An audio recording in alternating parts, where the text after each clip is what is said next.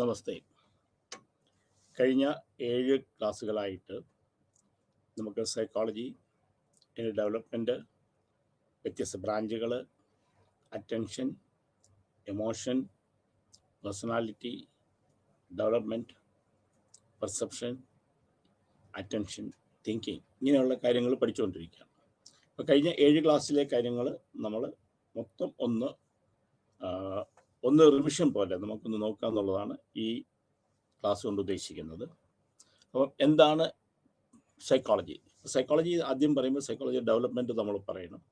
Psychology എന്ന് പറയുന്നത് പുരാതനമായ കാലം മുതലേ ഉണ്ട്. അതായത് നമ്മൾ പറയുന്നത് സൈക്കോളജി വന്നിരിക്കുന്നത് ഫിലോസഫി എന്നാണ്. ഫിലോസഫിക്കൽ ഏരിയ എന്നാണ് സൈക്കോളജി തുടങ്ങുന്നത്. അപ്പോൾ സൈക്കോളജി എന്ന് പറയുന്നത് ഫിലോസഫിയുടെ ഓസ്പ്രിങ് ആണ്. അപ്പം അന്ന് വിശ്വസിച്ചിരിക്കുന്നത് ഭൂമിയുടെ ചലനം, നക്ഷത്രങ്ങളുടെ ചലനം, ഇതാണ് മനുഷ്യൻ്റെ സ്വഭാവത്തെ രൂപീകരിച്ചിരുന്നത്, അല്ലെ അവൻ്റെ പെരുമാറ്റത്തെ നിയന്ത്രിച്ചിരുന്നതാണ്. അപ്പോൾ അതുകൊണ്ട് സൈക്കോളജി എന്ന് പറയുന്നത് ഫിലോസഫി എന്ന് വന്നു. അപ്പം ആദ്യം പറഞ്ഞ സൈക്കോളജി ഡെഫിനിഷൻ, സൈക്കോളജി എന്ന് പറയുന്ന ആത്മാവിനെ കുറിച്ചുള്ള പഠനമാണ്. ഇതൊരു ഗ്രീക്ക് വേർഡാണ്. സൈക്കോളജി എന്ന് പറയുന്നത് സോളും ആത്മാവിനെ കുറിച്ചുള്ള പഠനം എന്നുള്ളതായിരുന്നു.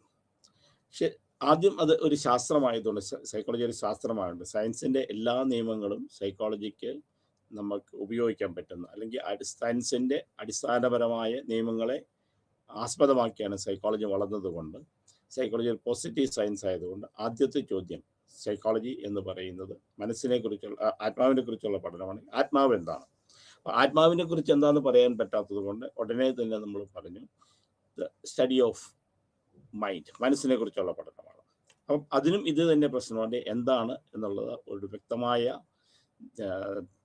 ഒരു ഡെഫിനിഷൻ അതിനെക്കുറിച്ച് നിർവചിക്കാൻ പറ്റാത്തത് കൊണ്ട് ഉടനെ അത് കോൺഷ്യസ്നെസ്, അതായത് ചുറ്റുപാടുള്ളതിനെ കുറിച്ചുള്ള അവയർനെസ്, അതിനെക്കുറിച്ചുള്ള നമ്മുടെ അവഗാഹമാണ് എന്നുള്ള തീരുമാനത്തിൽ വന്നു.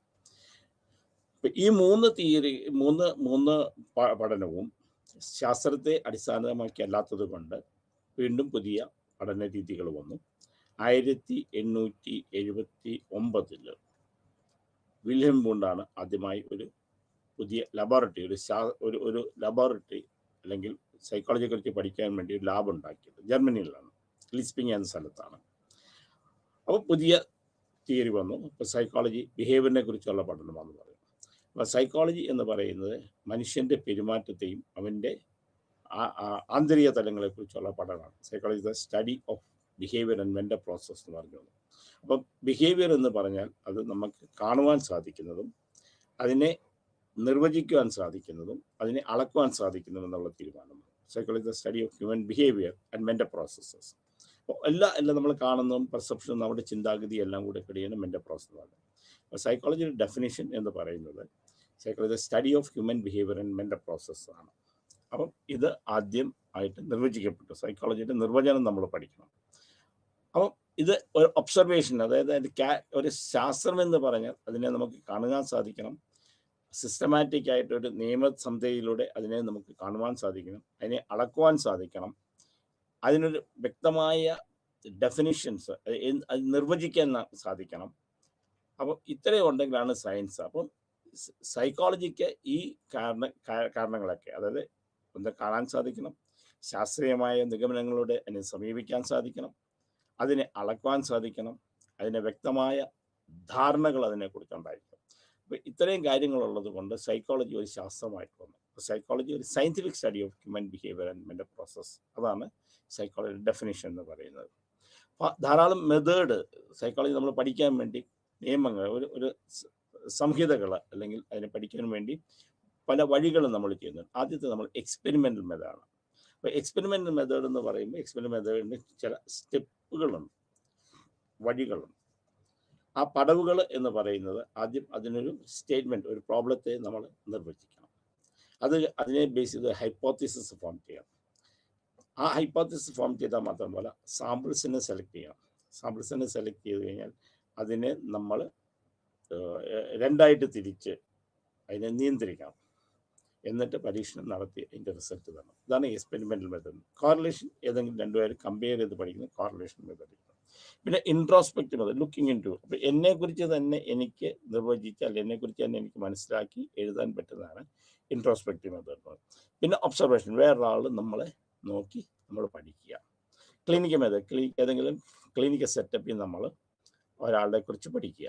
അതല്ലെങ്കിൽ ഡെവലപ്മെൻ്റൽ മെത്തേഡ് ജനിക്കുന്നത് മുതൽ മരിക്കുന്നത് വരെ ഉള്ള പഠനം. അപ്പോൾ ഇത്രയും മെത്തേഡാണ് സാധാരണഗതിയിൽ സൈക്കോളജി നമ്മൾ ഉപയോഗിക്കുക. പിന്നെ സിറ്റുവേഷൻ അനാലിസിസ് ഉണ്ട്. അപ്പം experiment method, correlation method, introspective method, clinical method, development method and situation analysis. ഇത്രയും രീതിയിലാണ് സാധാരണഗതി സൈക്കോളജി പഠിക്കാൻ വേണ്ടി ഉപയോഗിക്കുന്ന മാർഗങ്ങൾ. അപ്പോൾ എവിടെയൊക്കെ നമ്മൾ സൈക്കോളജി ആപ്ലിക്കേഷൻസ് എവിടെയൊക്കെ നമുക്ക് ഉപയോഗിക്കാം സൈക്കോളജി? ക്ലിനിക്കൽ സൈക്കോളജി ഉണ്ട്. ക്ലിനിക്കൽ സൈക്കോളജി എന്ന് പറഞ്ഞു കഴിഞ്ഞാൽ ക്ലിനിക്കൽ ഒരു ഹോസ്പിറ്റൽ സെറ്റപ്പ് ഒരാളെ കുറിച്ചുള്ള പഠനമാണ് ക്ലിനിക്കൽ സൈക്കോളജി. കമ്മ്യൂണിറ്റി സൈക്കോളജി, സമൂഹത്തെ ബേസ് ചെയ്തിട്ട് നമ്മൾ പഠിക്കുക, സോഷ്യൽ സൈക്കോളജി എന്ന് പറയാം. കൗൺസിലിംഗ്, അപ്പോൾ കൗൺസിലിംഗ് നടത്തുക. കൗൺസിലിംഗ് എന്ന് പറഞ്ഞു കഴിഞ്ഞാൽ വെറുതെ ഒരാളുടെ കാര്യം കേൾക്കുന്നത് മാത്രമല്ല, അവരെക്കുറിച്ച് മനസ്സിലാക്കി അവരുടെ പ്രശ്നങ്ങളിൽ നിന്ന് രക്ഷപ്പെടുവാൻ വേണ്ടി അല്ലെങ്കിൽ അതിൽ നിന്ന് ഒരു മുക്തി നേടുവാൻ വേണ്ടിയുള്ള പഠനം നമ്മളെ സഹായിക്കുന്നതിനാണ് കൗൺസിലിംഗ് സൈക്കോളജി എന്ന് പറയുന്നത്. പിന്നെ എഡ്യൂക്കേഷൻ സൈക്കോളജി. എഡ്യൂക്കേഷൻ സൈക്കോളജി എന്ന് പറയുമ്പോൾ എങ്ങനെയൊക്കെ എഡ്യൂക്കേഷൻ ഫീൽഡ് നമുക്ക് നന്നാക്കാം, എങ്ങനെ നല്ല നല്ല കുട്ടികളുണ്ടാക്കാം, വിദ്യാഭ്യാസ രീതികളെ മാറ്റാം, ആൾക്കാരെ കുറിച്ച് നമുക്ക് കൂടുതൽ നിയമങ്ങൾ, സൈക്കോളജിക്കലായിട്ട് അപ്രോച്ച് എങ്ങനെയൊക്കെ വിദ്യാഭ്യാസ രീതിയെ മാറ്റിമറിക്കാം. പിന്നെ ഫോറൻസിക് സൈക്കോളജി, അത് ക്രിമിനൽ ആയിട്ട് ബന്ധപ്പെട്ടിട്ടുള്ള അല്ലെങ്കിൽ നിയമപരമായിട്ടുള്ള കാര്യങ്ങളെക്കുറിച്ച് സൈക്കോളജി എങ്ങനെ പഠിക്കുന്നു അല്ലെങ്കിൽ എങ്ങനെ അപ്ലൈ ചെയ്യുന്നു, അതാണ് ഫോറൻസിക് സൈക്കോളജി എന്ന് പറയുന്നത്. പിന്നെ industrial organisation psychology. Industrial organisation psychology എന്ന് പറയുമ്പോൾ ഇൻഡസ്ട്രിയിൽ എങ്ങനെയൊക്കെ കൂടുതൽ പ്രൊഡക്ടിവിറ്റി ഉണ്ടാക്കാം, എങ്ങനെ അവിടുത്തെ ജോലിക്കാരുടെ നിന്ന് നമുക്ക് കൂടുതൽ അവരുടെ ഔട്ട്പുട്ട് നമുക്ക് കിട്ടാം, അത് എങ്ങനെ ഇൻഡസ്ട്രി ഒരു ലാഭത്തിലേക്ക് നയിക്കാൻ പറ്റും. സൈക്കോളജിക്കൽ അപ്പോൾ പ്രൊഡക്ഷൻ കൂട്ടണം, ആ പ്രൊഡക്ഷൻ കൂട്ടിയാൽ മാത്രം പോരാ, അതിൻ്റെതായ എക്യുപ്മെൻറ്റ്സൊക്കെ അതിന് ഉപയോഗിക്കുന്നതായ മിഷനറീസിനൊക്കെ എന്തൊക്കെ മാറ്റങ്ങൾ വരുത്താൻ പറ്റും എന്നുള്ള ഒരു പഠനം നടത്തുന്നതാണ് psychological application and industrial organisation psychology. Environment, ചുറ്റുപാടുകൾ എങ്ങനെ മനുഷ്യന് വ്യത്യാസം വരുത്തുന്നു. പിന്നെ ഹെൽത്ത് സൈക്കോളജി. അപ്പോൾ applications of psychology, clinical psychology, community psychology, counselling psychology, education psychology, forensic psychology, industrial psychology, environmental psychology and health psychology. അപ്പോൾ നമുക്ക് പഠിക്കുന്നത് സ്പെഷ്യലൈസ് ചെയ്യണമെങ്കിൽ ഇത് ഏതെങ്കിലും ഒരു ഫീൽഡിനകത്ത് നമുക്ക് വേണം ചെയ്യാം. കമ്മ്യൂണിറ്റി സൈക്കോളജി ചെയ്യാം, കൗൺസിലിംഗ് സൈക്കോളജി, എഡ്യൂക്കേഷൻ സൈക്കോളജി ചെയ്യാം. ഫോറിൻ സൈക്കോളജി തന്നെ ഇപ്പോൾ പുതിയതായിട്ട് ധാരാളം ശാഖകൾ അതിനകത്ത് വന്നിട്ടുണ്ട്. പിന്നെ ലീഗൽ സൈക്കോളജി വേറെ വന്നിട്ട് അപ്പോൾ ധാരാളം ആപ്ലിക്കേഷൻസ് ഉണ്ട്. ഇപ്പോൾ ഹെൽത്ത് സൈക്കോളജി, ഇപ്പോൾ സ്പോർട്സ് സൈക്കോളജി, ഹെൽത്ത് സൈക്കോളജിയൊക്കെ വളരെമായി ഡെവലപ്പ് ചെയ്ത് വന്നിട്ടിരിക്കുന്ന ഭാഗമാണ്. Then neurons. ഇപ്പോൾ അടുത്ത് നമ്മൾ പഠിക്കുന്ന മനുഷ്യൻ്റെ നമ്മൾ നേരത്തെ നമ്മൾ പഠിച്ച രീതിയിൽ നിന്ന് മാറ്റം വന്നിട്ട് ബയോസൈക്കോളജിയിലേക്ക് നമ്മൾ കിടക്കുകയാണ്. അപ്പോൾ ശരീരത്തിനകത്തുണ്ടാകുന്ന ചേഞ്ചുകളും കാര്യങ്ങളും എങ്ങനെയൊക്കെയാണ് മനുഷ്യന് വ്യത്യാസം ഉണ്ടാകുന്നത്, ബിഹേവിയറിനുണ്ടാകുന്നത്. അപ്പം ആദ്യം ന്യൂറോൺസിനെ പോലെ ന്യൂറോൺസ് പഠിക്കും, ന്യൂറോൺസിൻ്റെ സ്ട്രക്ചറാണ് പഠിക്കുന്നത്, ന്യൂറോൺസ് എങ്ങനെയാണ് ന്യൂറോൺസ്. ഇപ്പോൾ ഡെൻഡ്രൈറ്റിസ് എന്ന് പറയുന്നതാണ് വേറെ ഒരു ന്യൂറോൺസുമായിട്ട് ചേരുന്ന ഭാഗം. സോമ എന്നതിൻ്റെ സെൻട്രൽ ഭാഗമാണ്, അതിൻ്റെ മെയിൻ ഭാഗമാണ് സോമ എന്ന് പറയുന്നത്. അതിൻ്റെ ന്യൂക്ലിയസിലാണ് ന്യൂറോൺസിൻ്റെ മെയിൻ ഭാഗം. പിന്നെ ആക്സോൺ, മെയിലിൻ ഷേക്ക്, ഷെഷ്വിൻ സെൽസ് എന്ന് പറഞ്ഞാൽ മെയിലിൻ ഷേക്കും മറ്റേ ആക്സോണിൻ്റെ സെൻട്രൽ പാർട്ടിനാണ് എന്ന് പറയുന്നത്. പിന്നെ nerve ending, that is called buttons. ഇത്രയും ഭാഗമാണ് ഒരു ന്യൂറോണിൻ്റെ സ്ട്രക്ചർ, പ്രത്യേക അത്യാവശ്യമുള്ള ഭാഗം. Dendrites, soma, axon, nucleus, myelin sheath, Schwann cell and nerve ending or buttons. അപ്പം ഇത് നമ്മൾ പഠിച്ചിരിക്കണം. കാരണം ന്യൂറോൺസ് എങ്ങനെ നമ്മളെ തലച്ചോറിനെ ബാധിക്കുന്നു, എങ്ങനെ നമ്മുടെ ശരീരത്തിൽ നിന്ന് ഇൻഫർമേഷൻ, അതായത് നമ്മൾ ഏതെങ്കിലും ഒരു സെൻസ് ഓർഗനിൽ നമ്മൾ തൊട്ട് കഴിഞ്ഞ് കഴിഞ്ഞാൽ ഈ ഇൻഫർമേഷൻ നേരെ ബ്രെയിൻ തലച്ചോറിലേക്ക് പോകും. തലച്ചോറ് എന്ത് ചെയ്യണം എന്നുള്ള ഇൻസ്ട്രക്ഷൻ നമ്മൾ കൊടുക്കും. അപ്പം നമ്മുടെ ഓർഗൻ ഓർ മസിൽസ് അതിനനുസരിച്ച് നമുക്ക് ആക്ട് ചെയ്യും. ന്യൂറോൺസ് നമ്മുടെ ഇൻഫർമേഷൻ ക്യാരി ചെയ്യുന്നത് വഹിച്ചുകൊണ്ട് പോകുന്ന ഒരു വാഹിനി കൂടിയാണ്. അപ്പം ന്യൂറോൺസ് പല രീതിയിലുള്ള ന്യൂറോൺസ് ഉണ്ട്. ഫങ്ഷൻസ് വെച്ച് സെൻസറി ന്യൂറോൺസ്, അതായത് എന്തെങ്കിലും ഒരു ഇൻഫർമേഷൻ വന്നാൽ അത് നമ്മുടെ സെൻസ് ഓർഗനിൽ തൊട്ട് കഴിഞ്ഞാൽ അവിടുന്ന് ഇമ്പൾസസിനെ ബ്രെയിനിലേക്ക് കൊണ്ടുപോവുകയും ബ്രെയിനിൽ നിന്നുള്ള ഇൻഫർമേഷൻ വന്നിട്ട് മസിൽസിലേക്ക് വരും. That is called motor neuron, sensory neuron, motor neurons. Then association neuron, അതായത് ഇത് മെയിൻ ഫങ്ഷൻ ന്യൂറോൺസ് എന്ന് പറയുന്നത് ഇൻഫർമേഷൻ പ്രോസസ്സ് ചെയ്യാണ്. ഹൗ ടു റെസ്പോണ്ട്, അതായത് ഈ അസോസിയേറ്റ് ന്യൂറോണിൻ്റെ ജോലിയാണ് അത് ഇതിനെ പ്രോസസ്സ് ചെയ്യുക. അതായത് സെൻസറി ന്യൂറോൺസും മോട്ടോർ ന്യൂറോൺസും തമ്മിൽ കിടക്കുന്ന ഇൻഫർമേഷൻ എന്നെ പ്രോസസ്സ് ചെയ്ത് എങ്ങനെയൊക്കെ അത് വേണം എന്ന് തീരുമാനമെടുക്കുന്ന അസോസിയേഷൻ ന്യൂറോൺസ് ആണ്. അപ്പോൾ ന്യൂറോൺസിൻ്റെ സ്ട്രക്ചർ, ഏതൊക്കെ ജോലികൾ ന്യൂറോൺസ് ചെയ്യുന്നുണ്ട്, എത്ര തരത്തിലുള്ള ന്യൂറോൺസ് ഉണ്ട്. യൂണിപോളാർ ഉണ്ട്. യൂണിപോളാർ എന്ന് വെച്ച് കഴിഞ്ഞാൽ നേരെ അതിൻ്റെ ആക്സോൺ വന്നിട്ട് കണക്ട് ചെയ്ത് പോവുകയാണ്. ബൈപോളാർ ആകുമ്പോൾ ആക്സോണിൽ നിന്ന് 1 ആക്സോൺ ഉണ്ടാകും, പക്ഷെ ഡെൻഡ്രിറ്റീസ് സെപ്പറേറ്റ് ആയിട്ട് നിൽക്കും. അതൊരു ബ്രാഞ്ച് ഒരു ചെടിയുടെ രീതിയിൽ നിൽക്കും. പിന്നെ മൾട്ടിപോളാർ ന്യൂറോൺസിന് 1 ആക്സോൺ ബട്ട് സെവറൽ ഡെൻഡ്രിറ്റീസ് ഉണ്ടാവും. ഒരു ന്യൂറോൺസിന് ഒരു ആക്സോൺ ഉണ്ടാവും, അതിൽ നിന്ന് പല ഡെൻഡ്രിറ്റീസ് ഉണ്ടാവും, ഭാഗങ്ങളുണ്ടാവും. അപ്പം unipolar neurons, bipolar neurons, multipolar neurons, 3 തരത്തിലുള്ള ന്യൂറോൺസ് ആണ് മനുഷ്യ ശരീരത്തിലുണ്ടാകുക. പിന്നെ ബ്രെയിൻ വളരെ ഇമ്പോർട്ടൻ്റ്. അപ്പം ബ്രെയിൻ നമ്മൾ പഠിക്കുമ്പോൾ 2 രീതിയിലാണ് നമ്മൾ ബ്രെയിനെ കുറിച്ച് എഴുതുന്നത്. അപ്പം ബ്രെയിനെ കുറിച്ച് ചോദിക്കുകയാണെങ്കിൽ ബ്രെയിൻ എന്ന് പറയുന്നത് നേരെ ബ്രെയിനെ കുറിച്ചല്ല. There are 2 types of nervous system. 2 തരത്തിലുള്ള നെർവസ് സിസ്റ്റം നമ്മുടെ ശരീരത്തിലുണ്ട്. Central nervous system and peripheral nervous system. Central nervous സിസ്റ്റത്തിനകത്ത് വരുന്നതാണ് ബ്രെയിനും സ്പൈനൽ കോഡും. അതിൻ്റെ ബ്രെയിനെ നമ്മൾ 3 ഭാഗമായിട്ട് തിരിച്ചിട്ടുണ്ട്. ഫോർ ബ്രെയിൻ, അത് ആ ഫോർ ബ്രെയിൻ എന്ന് വെച്ചാൽ ഫ്രണ്ടിലത്തെ ഭാഗം. തലാമസും ഹൈപ്പോതലാമസും സെറിബ്രവും കൂടെ കൂടുന്ന ഭാഗത്തിനാണ് ഫോർ ബ്രെയിൻ എന്ന് പറയുന്നത്. മിഡ് ബ്രെയിൻ ആകുമ്പോഴത്തേക്ക് അവിടെ situate between the fore brain and hind brain, ഇത് രണ്ടിൻ്റെ ഇടയ്ക്ക് നിൽക്കുന്നതാണ് മിഡ് ബ്രെയിൻ എന്ന് പറയുന്നത്. അപ്പം ഫോർ ബ്രെയിനകത്ത് തലാമസും ഹൈപ്പോതലാമസും സെറിബ്രം ആണെങ്കിൽ ഹിഡ് ബ്രെയിനകത്ത് മിഡിലെയും പോൺസും സെറിബെല്ലവും റെക്ടിക്കുലറാണ്. ഇത്രയും സാധനങ്ങളാണ്. അപ്പം നമ്മൾ ഫോർ ബ്രെയിന്, മിഡ് ബ്രെയിന്, ഹിഡ് ബ്രെയിന് രണ്ടായിട്ട് 3 ഭാഗങ്ങളായിട്ട് ബ്രെയിനെ തിരിച്ചിട്ടുണ്ട്. ദെൻ ലോബ്സ്, 4 ലോബ്സ് ആയിട്ട്. അത് ബ്രെയിനെ നമ്മൾ പറയുമ്പം ലോബ് ശരിക്കും 2 hemisphere, left and right hemisphere 2 ഭാഗമായിട്ട് തിരിക്കും. അത് കൂടാതെ അതിനെ 3 വിഭാഗങ്ങൾ, 3 സ്ട്രക്ചർ വെച്ചിട്ട്, അത് front brain, mid brain, hind brain എന്ന് പറഞ്ഞിട്ട് നമ്മൾ തിരിക്കും. അതുപോലെ 4 ലോബ്സ് ആയിട്ട് തിരിക്കുന്നുണ്ട്. First one frontal lobe. Frontal ലോബിനെ ഉള്ള ജോലി എന്താണെന്ന് വെച്ച് കഴിഞ്ഞാൽ മോട്ടോർ ആക്ടിവിറ്റീസിനെ കൂടുതൽ കണ്ടത് ഫ്രണ്ടൽ ലോബാണ്. മോട്ടോർ ആക്ടിവിറ്റീസിനെ കൺട്രോൾ ചെയ്യാം.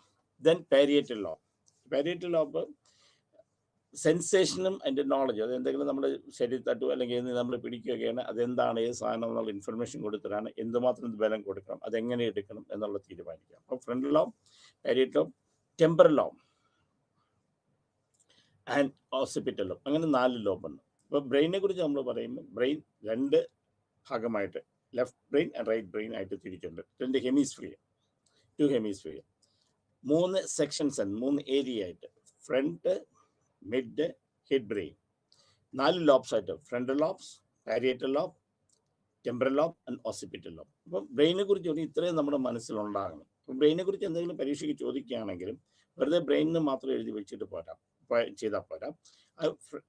ബ്രെയിൻ എന്താണ്? Central nervous system consist of brain and spinal cord. Central nervous system ബ്രെയിനും സ്പൈനൽ കോഡോട് ചേർന്നാണ്. അപ്പോൾ സ്പൈനൽ കോഡിനെ കുറിച്ചല്ല നമ്മളോട് ചോദിക്കുന്നത്, ബ്രെയിനെ കുറിച്ചാകുമ്പോൾ ദെൻ ബ്രെയിനിനെ കുറിച്ച് പറയാം. ബ്രെയിന് 2 ഹെമിസ്ഫിയർ ആയിട്ട് തിരിച്ചിരിക്കുന്നു, 3 ഭാഗങ്ങളായിട്ട് തിരിക്കുന്നു. അതിൽ മുൻഭാഗം, മധ്യഭാഗം, പിൻഭാഗം. 4 ലോബ്സ് ആയിട്ട് തിരിച്ചിരിക്കുന്നു. Frontal lobes, parietal lobe, temporal lobe and occipital lobe. അതിൻ്റെ ഫങ്ഷൻസ് എന്താണ്? ദെൻ അറ്റൻഷൻ എന്ന് പറഞ്ഞാൽ കോൺഷ്യസ്ലി കോൺസെൻട്രേറ്റിംഗ്, അതായത് ബോധപൂർവം പല കാര്യത്തിൽ നിന്ന് ഒന്നിലേക്ക് മാത്രം നമ്മൾ ശ്രദ്ധ കൊണ്ടുപോകുക. അപ്പോൾ കുറേ കാര്യങ്ങൾ നമ്മുടെ മുമ്പിൽ ഇരിക്കുമ്പോൾ ഏതെങ്കിലും ഒന്നിലേക്ക് നമ്മൾ ശ്രദ്ധ കൊണ്ടുവന്നതിനാണ് നമ്മൾ പറയുന്നത് അറ്റൻഷൻ എന്ന് പറയുന്നത്. കോൺഷ്യസ്ലി കോൺസെൻട്രേറ്റിംഗ്, ബോധപൂർവം നമ്മൾ പല കാര്യത്തിൽ ഒന്നിലേക്ക് ശ്രദ്ധിക്കുന്നതാണ് അറ്റൻഷൻ എന്ന് പറയുന്നത്. അപ്പം സെലക്റ്റീവ് അറ്റൻഷൻ, കുറേ കാര്യങ്ങൾ ഏതെങ്കിലും ഒന്നിലേക്ക് വരിക. ദെൻ ഡിവൈഡഡ് അറ്റൻഷൻ, 2 കാര്യങ്ങളിലേക്ക്. സസ്റ്റൈൻഡ് അറ്റൻഷൻ, ഓരോത്തിലേക്ക് മാത്രം നമ്മൾ ശ്രദ്ധിക്കും. ദെൻ എക്സിക്യൂട്ടീവ്, ഏതെങ്കിലും അത്യാവശ്യമുള്ള കാര്യങ്ങളെക്കുറിച്ച് മാത്രം, ചെയ്യുന്ന കാര്യങ്ങളിലേക്ക് മാത്രം നമ്മൾ കോൺസെൻട്രേഷൻ ചെയ്യുക. അപ്പോൾ അറ്റൻഷൻ എന്ന് പറയുന്നത് കോൺഷ്യസ്ലി കോൺസെൻട്രേറ്റിംഗ് വൺ ഒബ്ജക്റ്റ് അതിനകത്ത്. ഇത് 2ആയിട്ട് തിരിക്കുന്നുണ്ട്. അറ്റൻഷനെ 2ആയിട്ട് നമ്മൾ നോക്കണം. അറ്റൻഷൻ്റെ വേറെ ബുക്കുകൾ വായിച്ച് നോക്കണം. അറ്റൻഷനെ 2ആയിട്ട് തന്നെ തിരിക്കുന്നു. Voluntary attention and involuntary attention. Voluntary attention എന്ന് വെച്ചാൽ നമ്മൾ കാണണമെന്ന് വിചാരിച്ച് അതിലേക്ക് ശ്രദ്ധ കൊണ്ടുപോകുക. ഇൻവോളണ്ടറി എന്ന് വെച്ചാൽ സാഹചര്യങ്ങൾ കൊണ്ട് നമ്മൾ കൊണ്ട് ചെയ്യുക. അപ്പം attention divide to voluntary and involuntary attention.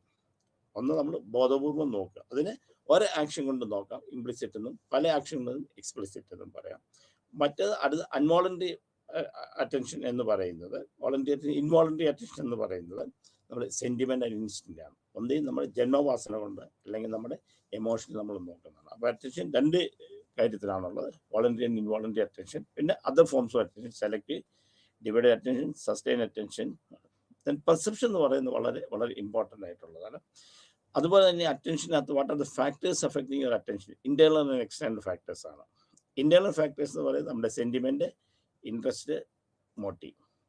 External factors അതിൻ്റെ സൈസ്, മൂവ്മെൻറ്റ്, കളറ്, പുതുമ, എല്ലാ കാര്യങ്ങളും നമ്മൾ അതിൻ്റെ മൂവ്മെൻറ്റ്സ്, ഇതൊക്കെ അറ്റൻഷനെ നമ്മൾ ബാധിക്കുന്നത്. ഡിറ്റർമിനൻസ് ഓഫ് അറ്റൻഷൻ എന്ന് അതിൻ്റെ പറയുന്നത്. പിന്നെ പെർസെപ്ഷൻ എന്ന് പറയുന്നത് giving meaning to the jumble. മുമ്പിലിരിക്കുന്ന ഒരു കാര്യത്തിന്, പല കാര്യത്തിൽ നമ്മൾ സെൻസ് ഓർഗനിലേക്ക് വരികയാണെങ്കിൽ അതിന് അർത്ഥം കൊടുക്കുന്നത് എന്താണോ ആ അർത്ഥം കൊടുക്കുന്നതിനെയാണ് നമ്മൾ perception. Giving meaning to the jumble one, അതായത് മുമ്പിലിരിക്കുന്ന ഒരു രൂപമില്ലാത്ത ഒരെണ്ണത്തിന് നമ്മൾ ഒരു രൂപം കൊടുക്കുക, അതിൻ്റെ അർത്ഥം കൊടുക്കുക, അതാണ് പെർസെപ്ഷൻ എന്ന് പറയുന്നത്. ഉദാഹരണത്തിന് നമ്മുടെ വായിലേക്ക് ഒരു ക്രിസ്റ്റൽ ഇട്ട് തരികയാണ്. അപ്പോൾ സെൻസ് ഓർഗനിൽ ആ ക്രിസ്റ്റൽ തൊട്ടു, നമ്മളതിന് ഉപ്പ് മധുരം എന്ന് പറയുക. അതിന് മീനിങ് കൊടുത്തു, ഇത് പഞ്ചസാരയാണ് അല്ലെ ഇത് ഉപ്പാണെന്ന് നമ്മൾ പറയും, അതിന് മീനിങ് കിട്ടി. ആ ക്രിസ്റ്റലിനായിട്ട് ഒരു അർത്ഥമില്ല, പക്ഷേ ക്രിസ്റ്റലിന് നമ്മൾ സെൻസ് ഓർഗൻ വന്നപ്പോൾ നമ്മൾ കൊടുക്കുന്ന ഒരു മീനിങ് ഉണ്ട്. That's called the perception. ഇപ്പം ചില്ലിയാണ് നമ്മുടെ വായി വന്നിരിക്കുന്നത്, നമ്മൾ ഇത് എരിവാണ്, അപ്പോൾ ഇത് മുളകാണെന്ന് നമ്മൾ പറയുന്നു. അപ്പം ഏതിനാണോ അർത്ഥം കൊടുക്കുന്നത് അതിനെയാണ് പെർസെപ്ഷൻ എന്ന് പറയുന്നത്. അപ്പോൾ പല ഇതുണ്ട്. ആദ്യം നമ്മൾ സെലക്ട് ചെയ്യുക, സ്റ്റേജസ് ഓഫ്, ആദ്യം അതിനെ സെലക്ട് ചെയ്യുക, അതിനെ ഓർഗനൈസ് ചെയ്യുക, അതിന് ഇൻ്റർപ്രിട്ടേഷൻ നടത്തുക. ഇതാണ് നമ്മുടെ സ്റ്റേജസ് ഓഫ് പെർസെപ്ഷൻ. അതിന് കാര്യം നമ്മൾ കാണണം, അതിന് ഒരു ഘടന കൊടുക്കണം, അതിന് അർത്ഥം കൊടുക്കണം. അപ്പോൾ ഈ ഇത്രയും 3 സ്റ്റേജസ് ആണുള്ളത്. വളരെ ഇമ്പോർട്ടൻ്റ് ആയിട്ട് ലോസ് ഓഫ് പെർസെപ്ച്വൽ ഓർഗനൈസേഷൻ എന്ന് പറയും. ഇതിന് നിയമങ്ങൾ. First one is figure ground relationship. ഒരു പിക്ചറിന് നമ്മൾ ഇമ്പോർട്ടൻറ്റ് കൊടുക്കുമ്പോൾ നമ്മുടെ അർത്ഥം വേറെയാണ്, ഗ്രൗണ്ടിന് ഇമ്പോർട്ടൻറ്റ് കൊടുക്കുന്നത്. പ്രോക്സിമിറ്റി, അടുക്കൽ നിൽക്കുന്നതിന് നമ്മൾ കൊടുക്കുന്ന അർത്ഥം. ദെൻ ലോസ് ഓഫ് സിമിലാരിറ്റി, ഒരേപോലെയുള്ളതിനെ നമ്മൾ കാണുക. Laws of continuity or good continuation, അതായത് തുടർച്ചയായിട്ട് നമ്മൾ പോകുന്നു എന്ന് തോന്നുക. ഇത് വളരെ ഇമ്പോർട്ടൻ്റ്. ലോസ് ഓഫ് ക്ലോഷർ എന്ന് വെച്ചാൽ നമ്മൾ ഏതെങ്കിലും ഒരു ഭാഗം കണ്ടത് നമ്മളെ ഗ്യാപ്പ് ഉള്ളതിന് നമ്മൾ ഫിൽ ചെയ്തിട്ട് നമ്മൾ അർത്ഥം കൊടുക്കുക. Then laws of common fate, അത് ഒരേ സൈഡിൽ ഒരേ വണ്ടി ഒരേ സ്ഥലത്തേക്ക് നിൽക്കാൻ നമ്മൾ ആ വണ്ടി എല്ലാം ഒരു സ്ഥലത്തേക്ക് പോകുന്നു. അത് നമ്മൾ രാവിലെ നിൽക്കുകയാണ്, ആ വണ്ടിയെല്ലാം ടൗണിലേക്ക് പോകുന്നു, അല്ലെ വണ്ടിയെല്ലാം തിരുവനന്തപുരത്തേക്ക് പോകുന്നു, അല്ലെങ്കിൽ വണ്ടിയെല്ലാം കോഴിക്കോടേക്ക് പോകുന്നു. അപ്പോൾ നമ്മൾ ആ ഡിസ്റ്റൻസ് കണ്ടിട്ട് നമ്മൾ പറയുന്നു. ഉദാഹരണത്തിന് നമ്മൾ നിൽക്കുന്ന ഒരു റെയിൽവേ സ്റ്റേഷനിൽ നിൽക്കുകയാണെങ്കിൽ ഇങ്ങോട്ട് പോകുന്ന വണ്ടികൾ ഇന്ന സ്ഥലത്തേക്ക് പോകുന്നു, വലത്തേക്ക് പോകുന്ന വണ്ടികൾ ഇന്ന സ്ഥലത്തേക്ക് പോകുന്നു. അപ്പോൾ നമ്മൾ മനസ്സിലാക്കുന്നത് കോമൺ ഫേറ്റ് കൊണ്ടാണ്. അപ്പം figure ground relationship, laws of proximity or nearness, similarity ഒരേപോലെയുള്ളതിനെ കാണുക. ലോസ് ഓഫ് കണ്ടിന്യൂറ്റി, എന്തെങ്കിലും വന്നു കഴിഞ്ഞാൽ നമ്മൾ കണ്ടിന്യൂസ് ആയിട്ട് നമ്മൾ തോന്നുക. ഒരു വരയൊക്കെ ഇട്ടിട്ട് മുറിക്കുകയാണെങ്കിൽ നമുക്ക് ആ വര മുറിഞ്ഞിട്ടില്ല എന്ന് നമുക്ക് തോന്നാം. ക്ലോഷർ, നമ്മൾ എന്തിനെങ്കിലും ഗ്യാപ്പ് ഉള്ളതിനെ ഫില്ല് ചെയ്തിട്ട് നമുക്ക് അതിന് മീനിങ് കൊടുക്കുക, കോമൺ ഫേറ്റ്. ദെൻ ലേണിങ്ങിനകത്ത് നമ്മൾ പഠിക്കേണ്ട, ലേണിങ് എന്ന് പറയുന്നത് നമ്മുടെ സ്വഭാവത്തിൽ മാറ്റം വരുത്തുകയോ എന്തെങ്കിലും വ്യതിയാനം വരുത്തുകയോ ചെയ്യുന്നതിന് മാത്രമേ ലേണിംഗ് എന്ന് പറയുള്ളൂ. അപ്പം ലേണിംഗ് ഈസ് എ പ്രോസസ്, ഒരു കണ്ടിന്യൂസ് തുടക്കാതെ പോലെയാണ്. അപ്പം നമ്മുടെ ജീവിതത്തിൽ എന്തെങ്കിലും മാറ്റം വരുത്തുക, അല്ലെങ്കിൽ നമ്മൾ ചെയ്തുകൊണ്ടിരിക്കുന്ന കാര്യത്തിന് എന്തെങ്കിലും വ്യത്യാസം വരുത്തുക, അങ്ങനെ ചെയ്യുന്നതിന് മാത്രമാണ് ലേണിംഗ് എന്ന് പറയാം. അപ്പോൾ പല തിയറീസ് ഉണ്ട് ലേണിംഗിൽ. ലേണിംഗ് എന്ന് പറഞ്ഞാൽ learning is A process which changes or modifies your behaviour. ആ ചേഞ്ചസ് ഓർ മോഡിഫിക്കേഷന് താൽക്കാലികമാകാം അല്ലെങ്കിൽ പെർമനൻ്റ് ആകാം. അങ്ങനെയുള്ളതിനെ മാത്രമേ ലേണിംഗ് എന്ന് പറയുകയുള്ളൂ. അപ്പം നമ്മുടെ അനുഭവത്തിൽ നിന്ന് നമ്മളത് പഠിക്കുകയും അനുഭവത്തിൽ നിന്ന് നമ്മുടെ പെരുമാറ്റത്തിലോ നമ്മുടെ ജീവിത രീതിയിലോ മാറ്റം വരുത്തുകയും ചെയ്ത് അതിനെ ലേണിംഗ് എന്ന് പറയാം. അപ്പോൾ പല തിയറികളുമുണ്ട്. ഒന്ന് theory of classical condition by Ivan Pavlov. Ivan Pavlov പറഞ്ഞതെന്ന് വെച്ചാൽ 2 കാര്യം, നാച്ചുറൽ സ്റ്റിമുലയും ഒരു ആർട്ടിഫിഷ്യൽ സ്റ്റിമുലയും ഒരുമിച്ച് നമ്മൾ കാണിക്കുകയാണെങ്കിൽ കുറച്ച് കഴിയുമ്പോൾ ആർട്ടിഫിഷ്യൽ സ്റ്റിമുലെ നാച്ചുറൽ സ്റ്റിമുലെ പോലെ ആയി മാറും. അതാണ് അദ്ദേഹം പറഞ്ഞത് തിയറി എന്ന് പറഞ്ഞത്, ഇവാൻ പാവ്ലോവ് പറയുന്നത്. അപ്പോൾ തിയറി ഓഫ് ക്ലാസിക്കൽ കണ്ടീഷൻ, അത് ഒരു ഡോഗിനെ വെച്ചിട്ട് അദ്ദേഹം ചെയ്തത് ഇതാണ് കാണിച്ചത്. Next one is stimulus response or operant learning or instrumental learning. Operant എന്ന് പറഞ്ഞാൽ കോൺസിക്വൻസ്, നമ്മൾ എന്തെങ്കിലും ചെയ്യുമ്പോൾ അതിനൊരു ഫലം കിട്ടിയാൽ മാത്രമേ നമ്മൾ ചെയ്യൂ. അപ്പോൾ നമ്മളെ ഇതിനകത്ത് പറഞ്ഞ ഒരു റാബിറ്റ് ഒരു ലിവർ വലിക്കുമ്പോഴത്തേക്ക് അതിന് ഫുഡ് പെല്ലറ്റ്സ് കിട്ടുക. പിന്നെ ഒബ്സർവേഷൻ ലേണിംഗ്, നമ്മൾ മറ്റുള്ളവരെ കണ്ടു പഠിക്കുക. അപ്പോൾ ഇതാണ് സാധാരണ നമ്മൾ ലേണിംഗ് തിയറി നിങ്ങൾക്ക് പഠിക്കാനുള്ളത്. വേറെ ധാരാളം ലേണിംഗ് തിയറി ഉണ്ട്. നോക്കിയാൽ അതിൽ പല പുസ്തകങ്ങൾ വെച്ചാൽ അതിൻ്റെ ലേണിങ്ങിൻ്റെ തന്നെയുള്ള ബുക്കുകൾ കിട്ടും. അത് വായിച്ച് നോക്കിയാൽ കുറേ കൂടുതൽ ലേണിംഗ് തിയറികൾ വെക്കാൻ പറ്റും. പിന്നെ memory, the ability of a person to recollect already learn at the time of need. ആവശ്യം വരുമ്പോൾ നമ്മൾ നേരത്തെ പഠിച്ചിരുന്ന കാര്യങ്ങൾ ഓർക്കാൻ സാധിക്കുക. എന്നുവെച്ചാൽ ആ ആവശ്യം വരുമ്പോൾ അതിനെ ഓർക്കാൻ നല്ല ഉപയോഗിക്കാൻ സാധിക്കുക. അപ്പം നമ്മൾ പണ്ട് പഠിച്ചത് നമ്മളിപ്പോൾ പഠിച്ചിട്ട് പരീക്ഷ എഴുതാൻ പോകുമ്പോൾ പരീക്ഷയ്ക്ക് ഇരിക്കുമ്പോൾ അതിന് ഉപയോഗിക്കണം. ഏതെങ്കിലും ക്വസ്റ്റ്യൻ വരുമ്പോൾ അതിന് ഉത്തരം എഴുതണം. ഉത്തരം വരുമ്പോഴാണ് നമ്മൾ മെമ്മറി ഉണ്ടെന്ന് പറയുക, ഇല്ലെങ്കിൽ മറന്നുപോയി എന്ന് പറയും. ഇത് പല രീതിയിലാണ്. കോഡിംഗ് എന്ന് പറഞ്ഞു കഴിഞ്ഞാൽ നമ്മൾ ഏതെങ്കിലും ഒന്ന് കിട്ടുമ്പോൾ നമ്മൾ ഏതെങ്കിലും രൂപത്തിലാണ് കൊടുക്കുന്നത്. ഇപ്പം കമ്പ്യൂട്ടറിനകത്ത് നമ്മൾ കൊടുക്കുകയാണെങ്കിൽ കമ്പ്യൂട്ടർ ലാംഗ്വേജിൽ കോഡ് ചെയ്യും, പിന്നെ ആവശ്യം വരുവാൻ ഡീകോഡ് ചെയ്യും. പിന്നെ പ്രോപ്പറായിട്ട് സ്റ്റോറേജ് ചെയ്യുക, നമ്മൾ എങ്ങനെ സൂക്ഷിക്കുന്നു അതാണ്. പിന്നെ റിട്രൈവർ. അപ്പം മെമ്മറി എന്ന് പറഞ്ഞാൽ ഈ കാര്യങ്ങൾ സെൻസറി മെമ്മറി. അപ്പം 3 തരത്തിലുള്ള മെമ്മറിയാണുള്ളത്: sensory memory, short term memory and long term memory. അപ്പോൾ സെൻസറി മെമ്മറി എന്ന് പറഞ്ഞാൽ വിത്തിൻ 20 സെക്കൻഡ്സ് കൊണ്ട് നമുക്ക് എടുക്കാൻ പറ്റുന്ന സെൻസറി മെമ്മറി. അപ്പോൾ ഒന്ന് തൊട്ടു ഉടനെ നമുക്ക് അതിനെ തൊട്ടു എന്നുള്ള പറയാൻ പറ്റും. ഒരെണ്ണം കണ്ടു ഇന്നതാണെന്ന് പറയാൻ സാധിക്കും. അത് വീണ്ടും നമ്മൾ റിപ്പീറ്റ് ചെയ്യുമ്പോൾ, ഇപ്പം ഞാൻ കണ്ട ഒരു പേനയാണെങ്കിൽ പേന അതുപോലെ പ്രാവശ്യം വരുമ്പോൾ അത് ഷോർട്ട് ടേം മെമ്മറിയിലേക്ക് നമ്മൾ പോകും. അത് കഴിഞ്ഞ് പ്രോപ്പറായിട്ട് സ്റ്റോർ ചെയ്ത് കഴിയുമ്പോൾ ലോങ് ടേം മെമ്മറി. അത് ജീവിതകാലം മുഴുവൻ നമുക്ക് എടുക്കാം. 3 തരത്തിലുള്ള മെമ്മറിയാണുള്ളത്: sensory memory, short term memory or long term memory. പിന്നെ എങ്ങനെയാണ് നമ്മൾ ഇതിനെ പ്രോസസ്സ് ചെയ്യുക? അപ്പോൾ നമ്മൾ പല രീതിയിൽ നമ്മൾ ചെയ്യാം. ഒന്ന് സ്ട്രക്ചറൽ എൻകോഡ് ചെയ്യാം, ഫിസിക്കൽ സ്ട്രക്ചർ ഏതെങ്കിലും ഇത് ഇന്ന രീതിയിൽ ഇരിക്കുന്ന, അല്ലെങ്കിൽ അതിൻ്റെ ശബ്ദ രീതിയിൽ നമ്മൾ ചെയ്യാം. ഹാറ്റ് ഋതമായിട്ട് ഹാറ്റ് ഇങ്ങനെയൊക്കെ നമ്മൾ പഠിച്ചു വെക്കാം. അപ്പോൾ ഒന്നുകിൽ ഫോണോളജിക്കൽ, അതായത് ശബ്ദം കൊണ്ട് നമ്മൾ അതിനെ ചെയ്യാം, അല്ലെങ്കിൽ സ്ട്രക്ചറലായിട്ട് നമുക്ക് കോഡ് ചെയ്ത് വെക്കാം. ഇതല്ലാന്നെങ്കിൽ സിമാറ്റിക് എൻകോഡിങ് ഇറ്റ്സ് മീനിങ്, അതിൻ്റെ അർത്ഥം ഇങ്ങനെയുള്ളത് ഇതാണെന്ന് കണ്ടു, അല്ലെങ്കിൽ ഒരു കോൺസെപ്റ്റ് ഫോർമേഷൻ. ആനാന്ന് കേൾക്കും, അതിനൊരു കോൺസെപ്റ്റ് നമ്മൾ ഫോർമേഷൻ ചെയ്തിട്ടുണ്ട്. അപ്പം ഫിസിക്കലി ചെയ്യാം, ഫോണോളജിക്കലായിട്ട് നമുക്ക് മെമ്മറൈസ് ചെയ്യാം, സിമാറ്റിക് പ്രോസസ്സിങ് ചെയ്യാം. തിങ്കിങ് എന്ന് പറയുന്നത് നമ്മളെ ഉള്ളതിനെ ഒരു രൂപഭാവങ്ങൾ കൊടുക്കുക. ഒന്നുകിൽ അതിന് ഒരു ലാംഗ്വേജ് കൊടുക്കുക, അല്ലെങ്കിൽ അതിന് ഒരു ഇമേജ് കൊടുക്കുക, അല്ലെങ്കിൽ സിംബോളിക് ആയിട്ട് തന്നെ കാണുക. That is called thinking. ഇതെന്ന് പറയുന്നത് ഹിഡൻ പ്രോസസ്സാണ്, മനസ്സിനുള്ളിൽ നടക്കുന്നതാണ്. പുറത്തേക്ക് പറഞ്ഞ തിങ്കിങ് ആയില്ല. ഞാനിവിടെ ഞാനിങ്ങനെ ആലോചിക്കാന്ന് വെച്ചാൽ എനിക്ക് എൻ്റെ മനസ്സിൽ രൂപം കൊടുക്കുക, അത് പുറത്ത് വന്നു കഴിഞ്ഞാൽ തിങ്കിങ് ആയില്ല. അപ്പോൾ തിങ്കിങ് ഇസ് എ ഹിഡൻ പ്രോസസ്സാണ്. ഇത് ഇംപ്ലിസിറ്റ് ബിഹേവിയറാണ്. അത് നമ്മൾ ഏതെങ്കിലും നമ്മളുള്ള രൂപത്തിന് ഇമേജസ് കൊടുക്കുക, ഐഡിയാസ് കൊടുക്കുക, അല്ലെങ്കിൽ കോൺസെപ്റ്റ് കൊടുക്കുക. അപ്പോൾ പല രീതിയിലുള്ള തിങ്കിങ്, പെർസെപ്ച്വൽ തിങ്കിങ്. അപ്പോൾ നമ്മൾ ഏതെങ്കിലും വായിച്ചൊരു ബുക്കിനെ കുറിച്ച്, അത് വളരെ സിമ്പിളായിട്ടുള്ള ഒരു thinking, perceptual or concrete thinking. ഏതെങ്കിലും ഒരു വായിച്ച ബുക്കിനെ കുറിച്ച് എന്തെങ്കിലും നമ്മൾ ചിന്തിക്കുക, that is called perceptual thinking. Then conceptual or abstract thinking, കുറച്ചുകൂടെ സൂപ്പറായിട്ടുള്ളത്. അപ്പം നമ്മൾ എന്തെങ്കിലും concept simple language to solve the പ്രോബ്ലത്തെ കൊടുത്തു കഴിഞ്ഞാൽ conceptual thinking. Conceptual or abstract thinking. Then reflective thinking. അപ്പോൾ നമ്മൾ എന്തെങ്കിലും അനുഭവങ്ങൾ അതിനെ ബേസ് ചെയ്തിട്ട് നമ്മളിവിടെ ആലോചിച്ചുകൊണ്ടിരിക്കുക. പഴയ ഒരു എക്സ്പീരിയൻസ് വെച്ചിട്ട് ഇപ്പോഴത്തെ പ്രശ്നത്തെ നമ്മൾ സോൾവ് ചെയ്യുന്നത്. That's called reflective thinking. Then creative thinking ഒരു അഡ്വാൻസ് സ്റ്റേജ് ഓഫ് തിങ്കിങ് ആണ്. എന്നുവെച്ചാൽ നമ്മൾ എന്തെങ്കിലും ഒന്ന് സംഭവിക്കുമ്പോൾ ആ സംഭവത്തിന് എന്തുകൊണ്ട് എന്നുള്ളതിന് ചോദിക്കുക. ആ എന്തുകൊണ്ടുള്ളതിന് നമ്മൾ ചിന്തിച്ചിട്ട് അതിനൊരു മീനിങ് കൊടുക്കുക. സാധാരണ സയൻറ്റിഫിക് തിങ്കിങ് ഒക്കെയാണ് ക്രിയേറ്റീവ് തിങ്കിങ്. ദെൻ ക്രിട്ടിക്കൽ, ഇതിൻ്റെ കാര്യകാരണത്തെക്കുറിച്ച് ചിന്തിക്കുക. ഇത് എന്തുകൊണ്ട് ഇങ്ങനെ സംഭവിച്ചു, റീസൺ കണ്ടു. That's called critical thinking. പിന്നെ വേറെ ധാരാളം തിങ്കിങ്, ലോജിക്കൽ തിങ്കിങ് എന്നൊക്കെ പറഞ്ഞിട്ടുണ്ട്. Reflective thinking, critical thinking, creative thinking, logical thinking. പിന്നെ പ്രോബ്ലം സോൾവിങ്, അത് കുറച്ചൊരു അഡ്വാൻസ് ആയിട്ട് ലേണിങ്ങിലും പെടുത്താം, തിങ്കിങ്ങിലും നമുക്ക് പെടുത്താം. പ്രോസസ് തിങ്കിങ് എങ്ങനെയാണ്? ഫസ്റ്റ് ഇതിന് ഒന്നെങ്കിൽ ഇതിൻ്റെ സ്റ്റേജസ് എന്ന് പറയാം, അല്ലെങ്കിൽ elements of thinking. It's a mental ഇമാജിനറിയാണ്, മനസ്സുകൊണ്ടാണ് നമ്മൾ ചിന്തിക്കുന്നത്. Then concept, then propositions, then need. Motivation is something energizes you, compels you, prompts you act in a particular way at a particular time to attain a specific goal.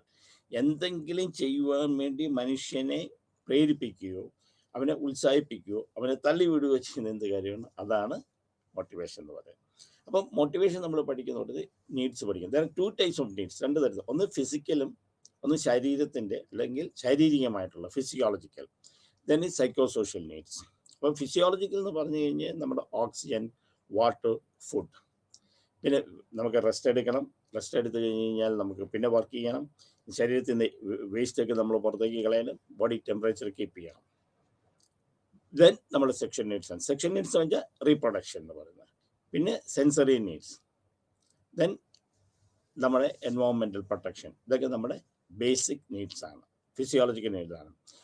Then the social psychosocial needs എന്ന് പറഞ്ഞാൽ freedom, safety, security, belongingness, love, care, affection, ഇതൊക്കെ psycho social needs ആണ്. Needs രണ്ട് തരത്തിലാണ്, physical needs and psycho social. ഇത് detail ആയിട്ട് നിങ്ങൾ പഠിക്കണം, കാരണം മോട്ടിവേഷൻ സാറിന് പരീക്ഷയ്ക്ക് ചോദിക്കാറുണ്ട്. അത് സെപ്പറേറ്റ് ആയിട്ട് തന്നെ നിങ്ങൾ പഠിക്കണം. നീഡ്സ് ആൻഡ് മോട്ടിവേഷൻ എന്താണെന്ന് പഠിക്കണം. ദെൻ ഡ്രൈവ് എന്ന് പറഞ്ഞാൽ നമ്മളെ അതിലേക്ക് ചെടുക്കാൻ വേണ്ടിയിട്ട് നമ്മൾ പ്രേരിപ്പിക്കുന്നതാണ്. അതായത് നമ്മൾ ഫുഡ്, നമുക്ക് വിശപ്പുണ്ട്, വിശപ്പിനെ കെടുത്താൻ വേണ്ടി നമ്മൾ ആ എടുക്കാൻ ഇരിക്കുന്ന എന്താണോ ആ ഡ്രൈവിനെയാണ് നമ്മൾ പറയുന്നത്. ആ ഉണ്ടാകുന്ന ഒരാഗ്രഹത്തെയാണ് ഡ്രൈവ് എന്ന് പറയുന്നത്. അർജ്, ആ നമ്മുടെ എന്തെങ്കിലും ഉള്ളതിനെ നമുക്ക് ശമിപ്പിക്കാൻ വേണ്ടി, ഇപ്പൊ വിശപ്പിനെ ശമിപ്പിക്കാൻ വേണ്ടി നമ്മൾ കാണുന്ന ഫുഡാണ്. Food is A drive. അപ്പോൾ ഇൻസെൻറ്റീവ് എന്ന് പറയുന്നത് ഒരു എക്സ്റ്റേണൽ ഫോഴ്സ് ആണ്, നമ്മൾ ചെയ്യാൻ വേണ്ടി എന്തെങ്കിലും നമ്മൾ എക്സ്റ്റേണലായിട്ട് നമ്മളെ പ്രേരിപ്പിക്കുന്നതാണ്, ദാറ്റ് ഇസ് കോൾഡ് ഇൻസെൻറ്റീവ്. അപ്പം നീഡ് എന്ന് പറയുന്നത് രണ്ട് തരത്തിലുണ്ട്. ഡ്രൈവ് എന്ന് പറഞ്ഞ് എന്താണോ അതിനെ നമ്മൾ ആ ടെൻഷൻ ഉണ്ടാക്കുന്ന സ്റ്റേജും അതിനെ കുറയ്ക്കാൻ വേണ്ടി നമ്മളെ പ്രേരിപ്പിക്കും, അത് ഡ്രൈവും. ഇൻസെൻറ്റീവ് എന്ന് വെച്ചാൽ പുറത്തുനിന്ന് നമുക്ക് എന്തെങ്കിലും ചെയ്യാൻ വേണ്ടി നമ്മളെ പ്രേരിപ്പിക്കുന്നതാണ് ഇൻസെൻറ്റീവ് എന്ന് പറയുന്നത്. Then theories of motivation, instinct theories വളരെ ഇമ്പോർട്ടൻ്റ് ആണ്. അതിനകത്ത് ഏറ്റവും ഇമ്പോർട്ടൻ്റ് ആയിട്ടുള്ള തിയറി എന്ന് പറയുന്നത് മാസ്ലോ ഹൈറാർക്കി തിയറിയാണ്. അപ്പം ഇൻസ്റ്റിങ് തിയറി ഉണ്ട്, അത് ഫ്രോയിഡിയൻ തിയറി. ഫ്രോയിഡ് പറയുന്നത് വെച്ചാൽ ഒരാൾ വർക്ക് ചെയ്യുന്നത് വെച്ചാൽ അവൻ്റെ പ്ലഷർ സാറ്റിസ്ഫാക്ഷൻ, സെക്സ് എന്ന് തന്നെയാണ് ഫ്രോയിഡ് തിരിച്ച് പറയുന്നത്. That is basically to satisfy the instinct, the pleasure theory എന്നൂടെ അതിനെ പറയാറുണ്ട്. പിന്നെ നമുക്ക് ഏറ്റവും ഇമ്പോർട്ടൻ്റ് മാസ്ലോ തിയറി. മാസ്ലോ ഒരു ട്രയാങ്കിൾ ആയിട്ടാണ് നമ്മുടെ ആവശ്യങ്ങളെ ചിത്രീകരിച്ചത്, ട്രയാങ്കിൾ ആയിട്ട്. ഒന്ന് physiological, safety, social, self esteem and self actualisation. അപ്പോൾ എല്ലാ മനുഷ്യനും സെൽഫ് ആക്ച്വലൈസേഷനിലേക്കുള്ള പ്രവർത്തനമാണ്, സെൽഫ് ആക്ച്വലൈസേഷൻ എത്താൻ വേണ്ടിയുള്ള ശ്രമമാണ് നടത്തുന്നത്. അപ്പം ബേസിക് നീഡ്സ്, ഫിസിയോളജിക്കൽ നീഡ് നമ്മൾ സാറ്റിസ്ഫൈ ചെയ്ത് കഴിഞ്ഞാൽ സേഫ്റ്റി നീഡ്സിലേക്ക് പോകും. സേഫ്റ്റി നീഡ്സിൽ നമ്മൾ സോഷ്യൽ നീഡ്സിലേക്ക് പോകും, അത് നമുക്ക് ലവ്, കെയർ, അഫെക്ഷനൊക്കെ. Then self esteem, then self actual. അപ്പോൾ എല്ലാവരുടെയും വളർച്ച എന്ന് പറയുന്നത്, ചിന്താഗതി എന്ന് പറയുന്നത് സെൽഫ് ആക്ച്വലൈസേഷൻ എത്താറുണ്ട്. ഇത് വളരെ വളരെ ഇമ്പോർട്ടൻ്റ് തിയറി, മോട്ടിവേഷനകത്തുള്ള വളരെ ഇമ്പോർട്ടൻ്റ് ആയിട്ടൊരു തിയറിയാണ് Abraham Maslow theory of self actualisation, or need theory, or hierarchy theory. ഇത് പല പേരുകളിൽ അറിയപ്പെടും. Then emotion stir of stage of an organism. നമ്മൾ എന്തിനെങ്കിലും പുറത്തേക്ക് കാണിക്കുന്ന എന്താണോ, ഞാൻ കരയുക അതെൻ്റെ സങ്കടത്തിൻ്റെ എമോഷൻ, ഞാൻ ചിരിക്കുക എൻ്റെ സന്തോഷത്തിൻ്റെ. അപ്പോൾ ഇങ്ങനെ പുറത്തേക്ക് കാണിക്കുന്ന ഏതാണോ അതിനെയാണ് നമ്മൾ എമോഷൻസ് എന്ന് പറയുക. പല ഇതുണ്ട്, രണ്ട് തരത്തിലുള്ള എമോഷൻസ് ഉണ്ട്, ഒന്ന് പോസിറ്റീവ് ആൻഡ് നെഗറ്റീവ് എമോഷൻസ്. ഇതിനകത്ത് മെയിനായിട്ട് നമ്മൾ നോക്കേണ്ടത് എമോഷൻ തിയറീസ് ആണ്. ഈ തിയറി എന്ന് പറയുമ്പോൾ തിയറിക്കകത്ത് നമ്മൾ നോക്കേണ്ടത് ആദ്യം എമോഷൻസ് എന്തൊക്കെ ചേഞ്ചസ് ഉണ്ടാകും. അപ്പോൾ ഒന്ന് കോഗ്നിറ്റീവ് അപ്രൈസൽ, നമ്മളൊരു കാര്യത്തെ കാണുമ്പോൾ നമ്മൾ അതിനെക്കുറിച്ചുള്ള ചിന്താഗതി, സബ്ജക്റ്റീവായിട്ടുള്ള, പിന്നെ അതിൻ്റെ തോട്ട്, പിന്നെ internal body changes and facial expression. ഇത്രയാണ് കമ്പോണൻസ് ഓഫ് എമോഷൻസ് പറയുന്നത്. ഒരു കാര്യത്തെ എങ്ങനെ കാണുന്നു, ആ കാര്യം നമ്മളെ എങ്ങനെ അത് വികാരം ഉണ്ടാക്കുന്നു, ആ വികാരത്തിൽ എങ്ങനെ ആക്ഷനിലേക്ക് വരുന്നു, അതുണ്ടാകുമ്പോൾ ശരീരത്തിൻ്റെ അകത്തും പുറത്തും ഉണ്ടാകുന്ന ചേഞ്ചുകൾ, ഇതിനാണ് എമോഷൻസിനുണ്ടാകുന്ന ചേഞ്ചുകൾ, കമ്പോണൻസ് ഓഫ് എമോഷൻ. പിന്നെ ഇതിനനുസരിച്ച് നമ്മളെങ്ങനെ റെസ്പോണ്ട് ചെയ്യുന്നു. ഉദാഹരണത്തിന് ഒരു നായയെ നമ്മൾ കാണുന്നു, ആ നായയെ കണ്ടുമ്പോൾ ഈ നായെക്കുറിച്ച് നമ്മൾ കാണുന്നതായി ചിന്താക്കരുത്, ഇതൊരു നായെന്ന് നമ്മൾ മനസ്സിലാക്കി, ഇത് പണ്ട് എന്നെ കടിച്ചിട്ടുണ്ട് എന്നത്, അത് പഠിക്കുമ്പോൾ എൻ്റെ മനസ്സിലുണ്ടാക്കുന്ന വികാരങ്ങൾ എന്താണ്. അപ്പോൾ ഉടനെ തന്നെ ഇൻറ്റേർണൽ ബോഡിയിൽ എന്തൊക്കെ ചേഞ്ച് ചെയ്തിരുന്നു, ഉടനെ എൻ്റെ മുഖത്ത് നമ്മൾ എക്സ്പ്രഷൻ വരുന്നു, ഞാൻ ഉടനെ ഓടുന്നു. നേരെ തിരിച്ചാണ്, നമ്മൾ നല്ലൊരു നായ്ക്കുട്ടി നമ്മുടെ വീട്ടിലുണ്ടായിരുന്നു, അതിനെ നമ്മൾ സ്നേഹിക്കുകയാണെങ്കിൽ ഇതായിരിക്കാം, നമ്മുടെ അപ്രൈസൽ മാറി, അപ്പം നമ്മുടെ റെസ്പോൺസ് മാറി. ദെൻ ഫങ്ഷൻസ് എന്തൊക്കെയാണ് ചെയ്യുന്നത്. അപ്പം ഏത് എമോഷൻസ് നമ്മൾ, ഒന്ന് എമോഷൻസ് ചെയ്യുമ്പോൾ എന്തെങ്കിലും ചെയ്യാൻ വേണ്ടി നമ്മളെ പ്രേരിപ്പിക്കുക, ഒന്നെങ്കിൽ ഓടുക, അല്ലെങ്കിൽ അതിനെ രസിക്കുക, അല്ലെങ്കിൽ ചിരിക്കുക, ഒരാളെ കാണുമ്പോൾ ചിരിക്കുക. അപ്പം ബിഹേവിയർ, അത് ഇൻഡിവിജ്വൽ പ്രവർത്തിക്കാൻ എങ്ങനെ ചെയ്യുന്നു, എങ്ങനെ വികാരങ്ങൾ ഉണ്ടാക്കുന്നു, ഇൻട്രാക്ഷൻ വിത്ത് അതേഴ്സ്, മറ്റുള്ളവരായിട്ട് ചേരാനായിട്ടുള്ള എമോഷൻസിൻ്റെ ഫങ്ഷൻസ് ആണ്. Then theories of emotion. Theories of emotion ആദ്യം പഠിക്കുന്നത് കോമൺ സെൻസ് വ്യൂ നമ്മൾ പഠിക്കും. കോമൺ സെൻസ് എന്ന് വെച്ചാൽ എന്തെങ്കിലും ഒരു ഇൻസിഡൻറ്റ് ഉണ്ടാകുമ്പോൾ നമുക്ക് പേടിയുണ്ടാകും, നമ്മൾ ഓടുന്നു, അത് കോമൺ സെൻസ് വ്യൂ. ഏതെങ്കിലും ഇൻസിഡൻറ്റ് ഉണ്ടാകുമ്പം നമ്മളുണ്ടാക്കുന്ന വികാരം എന്താണ്, അതനുസരിച്ച് നമ്മൾ പെരുമാറ്റും. പക്ഷെ ജെയിംസ് ലാ എങ്ങനെയാണ് പറഞ്ഞത്, എന്തെങ്കിലും ഒരു ഇൻസിഡന്റ് ഉണ്ടാകുന്നു, നമ്മൾ എങ്ങനെ പ്രവർത്തിക്കുന്നു. അപ്പോൾ ഒരാളെ കാണുമ്പോൾ ഞാൻ ചിരിച്ചാൽ എനിക്ക് സന്തോഷമാണെന്നത്, ഒരു സാധനത്തെ കാണുമ്പോൾ ഞാൻ ഓടിയാൽ എനിക്ക് പേടിയാണെന്ന് മനസ്സിലാവും. അപ്പം നമ്മുടെ റിയാക്ഷനാണ് എന്ത് ആണ് എന്ത് വികാരമാണ് ഉണ്ടാക്കിയെന്ന് മനസ്സിലാവും. കാനൻബേർഡ് അങ്ങനെയല്ല പറഞ്ഞു, എന്തെങ്കിലും അതുണ്ടാകുമ്പോൾ നമ്മുടെ പഴയ എക്സ്പീരിയൻസുമായിട്ട് വെച്ചു, പഴയ എക്സ്പീരിയൻസ് ആയിട്ട് കണക്ട് ചെയ്ത് നമ്മൾ അതിന് തീരുമാനം എടുക്കും. ഒരു നായെ കണ്ടു, എന്നാൽ നമ്മളെ കടിച്ചു എന്ന് പറയുമ്പോൾ എനിക്ക് പേടിയാണ്. അതേസമയം ഞാനതിന് വളർത്തിക്കൊണ്ടിരിക്കുന്നത് നല്ല നായ ഉണ്ടായിരുന്നു, എനിക്ക് അതിനുള്ള സ്നേഹമാണെന്ന് തോന്നുന്നു. അപ്പം പഴയ എക്സ്പീരിയൻസ് വെച്ച് നമ്മൾ കണക്കാക്കും. അപ്പോൾ ആ എക്സ്പീരിയൻസ് വെച്ച് കണക്കാക്കിയിട്ടാണ് നമ്മൾ ചെയ്യുന്നത്. That is Cannon Bard. ഷെസ്ലസ് തിയറി എങ്ങനെയല്ല, എന്തെങ്കിലും ഒരു ഇൻസിഡന്റ് ഉണ്ടാകുമ്പോൾ ആ ഇൻസിഡന്റ് നമ്മൾ പഴയ എക്സ്പീരിയൻസ് ആയിട്ട് നമ്മൾ കണക്ട് ചെയ്യും. അപ്പം ബ്രെയിനകത്ത് കുറേ ചേഞ്ചസ് ഉണ്ടാകും, ശരീരത്തിൽ ഫങ്ഷൻസിനുണ്ടാകും. Then we are reacting. That is called ഷെസ്ലസ് theory. Then upon processing theory, cognitive approach. എങ്ങനെ ഒരെണ്ണത്തിനെ കാണുന്നു അതനുസരിച്ചാണ്, പിന്നെ സാഹചര്യങ്ങൾ അനുസരിച്ച് എങ്ങനെയാണ്. അപ്പം ഈ തിയറികൾ വളരെ ഇമ്പോർട്ടൻ്റ് ആണ്. എമോഷൻസിൻ്റെ തിയറികൾ, പ്രത്യേകിച്ച് ഷെസ്ലേഴ്സ് തിയറിയും കാനൻബേർഡ് തിയറിയും ആണ്. ജെയിംസ് ലാക്ക് തിയറികളിൽ 2 തിയറിയും പരീക്ഷയ്ക്ക് സാധാരണ ചോദിക്കാറുണ്ട്. That intelligence the ability of a person, ഒരു കാര്യത്തെ കാണാൻ അത് റാഷണലായിട്ട് തിങ്ക് ചെയ്യുക, അതിന് അനുസരിച്ച് പെരുമാറുക, ആ പെരുമാറ്റത്തിൽ നിന്ന് നമുക്കൊരു റിസൾട്ട് ഉണ്ടാകും. Intelligence the ability of a person think rationally, act purposefully, deal effectively. ചെയ്യുന്ന കാര്യത്തിന് എന്തെങ്കിലും ഒരു അർത്ഥം ഉണ്ടാകും, മീനിങ് ഉണ്ടാകും, അതിൽ എന്തെങ്കിലും ഗുണമുണ്ടാകും. അങ്ങനെ ചെയ്യാൻ കഴിവുള്ളതാണ് ഇൻ്റലിജൻസ് എന്ന് പറയുന്നത്. പക്ഷേ ഇൻ്റലിജൻസിനെ കുറിച്ച് പറയുമ്പോൾ intelligence quotient it's a numerical value. ഇതൊരു ഇൻ്റലിജൻസ് പറയുന്നത് ഇങ്ങനെ ചെയ്യുന്ന കാര്യങ്ങളാണ് ഇൻ്റലിജൻസ്. പക്ഷേ ഇൻ്റലിജൻസ് ക്വോഷ്യൻ്റ് എന്ന് പറയുമ്പോൾ, IQ എന്ന് പറയുമ്പോൾ അതിനൊരു നമ്പർ ഉണ്ടാവും. ആ MA മെൻ്റൽ ഏജ് എന്ന് പറയുന്നത് നമ്മൾ സൈക്കോളജിക്കൽ ടെസ്റ്റ് ചെയ്യുന്ന കണ്ടുപിടിക്കുന്നു. ക്രോണോളജിക്കൽ ഏജ് എന്ന് പറയുന്നത് നമ്മുടെ യഥാർത്ഥത്തിലുള്ള ബർത്ത് ഡേറ്റ്, സമയം വെച്ചിട്ടുള്ള. ഞാൻ 2000-ലാണ് ജനിച്ചെങ്കിൽ ഇന്ന് എനിക്ക് 2 വയസ്സ്, 12 വയസ്സ്. അപ്പം 90-ലാണ് ജനിച്ചെങ്കിൽ ഇത്ര വയസ്സ്. അപ്പം ക്രോണോളജിക്കൽ യഥാർത്ഥത്തിലുള്ള വയസ്സും മെൻ്റൽ ഏജ് സൈക്കോളജിക്കലായിട്ട് കണ്ടുപിടിക്കുന്നു. ഇതിൻ്റെ തമ്മിലുള്ള റേഷ്യാണ് ഇൻ്റലിജൻസ്. ഇൻ്റലിജൻസ് ക്വസ്റ്റ്യൻസ് ആണ് പറഞ്ഞത്. അപ്പം 140 കൂടുതൽ ആണെങ്കിൽ, 130 കൂടുതലാണെങ്കിൽ ഗിഫ്റ്റഡ് ചൈൽഡ് എന്നും, 120 സുപ്പീരിയർ ഇൻ്റലിജൻസും, 119 ഹൈ റേഞ്ച് ഇൻ്റലിജൻസും, 90 ആവറേജ് ഇൻ്റലിജൻസും, പിന്നെ ബോർഡർ ലൈൻ. അപ്പം 70 താഴെയാണെങ്കിൽ it's called mental retardation. Mental retardation 4 തരത്തിലാണ്: mild, moderate, severe and profound. 25 താഴെയാണെങ്കിൽ പ്രൊഫൗണ്ട്, അതാണ് മെൻ്റൽ റിട്ടാർഡേഷൻ സാധാരണ പറയുന്നത്. പക്ഷെ ബാക്കിയുള്ളതും മെൻ്റൽ റിട്ടാർഡേഷനാണ്. ഓരോ തിയറി ഉണ്ട് സാറിന് എങ്ങനെയാണ് ഇൻ്റലിജൻസ്. ആദ്യത്തെ തിയറി എക്സ്പെരിമെൻറ്റ്, ഒരു കോമൺ ഫാക്ടർ G ആണ്. അത് ഏതെങ്കിലും ഒരാൾക്ക് ഇന്നത് കണക്കിന് നല്ലതാണ്, അവൻ്റെ ഇൻ്റലിജൻസ് പറയും. പക്ഷേ പിന്നെ സ്പെസിഫിക് ഫാക്ടർ S ആണ്. പക്ഷെ മെയിനായിട്ട് ഇൻ്റലിജൻസിൻ്റെ തിയറി നമ്മൾ നോക്കുമ്പോൾ നമുക്ക് ഇത്രയും കാര്യങ്ങളാണ്: word fluency, verbal comprehension, spatial ability, perceptual speed, numerical ability, inductive reasoning and memory. അപ്പോൾ ത്രഷോൾഡ് തിയറി ഓഫ് ഇൻ്റലിജൻസ് ഇതാണ് നോക്കുന്ന PMA ആണ്. അപ്പോൾ ഇത് നോക്കണം. വേൾഡ് ഒരു എപ്പോഴും ഇൻ്റലിജൻസ് പറഞ്ഞു, അല്ല വേൾഡിൻ്റെ ഉള്ള കഴിവ്, വെർബൽ കോംപ്രിഹെൻഷനുള്ള, സ്പേഷ്യൽ ഒരു കാര്യത്തെക്കുറിച്ച് പറയാനുള്ളത്, പെർസെപ്ച്വൽ മനസ്സിലാക്കാനുള്ള കഴിവ്, നമ്പറുമായിട്ട് ചെയ്യാനുള്ള, ഇൻഡക്റ്റീവ് റീസണിങ് കാര്യകാരണ സംഗതി, മെമ്മറി. ഇത്രയും കാര്യങ്ങളാണ് മെയിനായിട്ട് നമ്മൾ പഠിക്കേണ്ട തിയറീസ് ഓഫ് ഇൻ്റലിജൻസ് പറയുമ്പോൾ. പിന്നെ അടുത്ത കമ്പോണൻസ് തിയറി, എക്സ്പെരിമെൻ്റൽ തിയറി ഉണ്ട്. ദെൻ ജെൻഡർ തിയറി, കോണ്ടക്ച്വൽ ഇൻ്റലിജൻസ്, അത് ഒരു സാഹചര്യങ്ങളനുസരിച്ച് ചെയ്യുന്നതിനുള്ള. പിന്നെ കണക്ക് ചെയ്യാനായിട്ടുള്ളത് സ്പേഷ്യൽ, ബോഡിലി, കിനസ്തറ്റിക്, നമുക്ക് എങ്ങനെ മൂവ്മെൻറ്റും കാര്യങ്ങളൊക്കെ ചെയ്യാനുള്ള ഒരു കാര്യം ചെയ്യാനുള്ള കഴിവ്.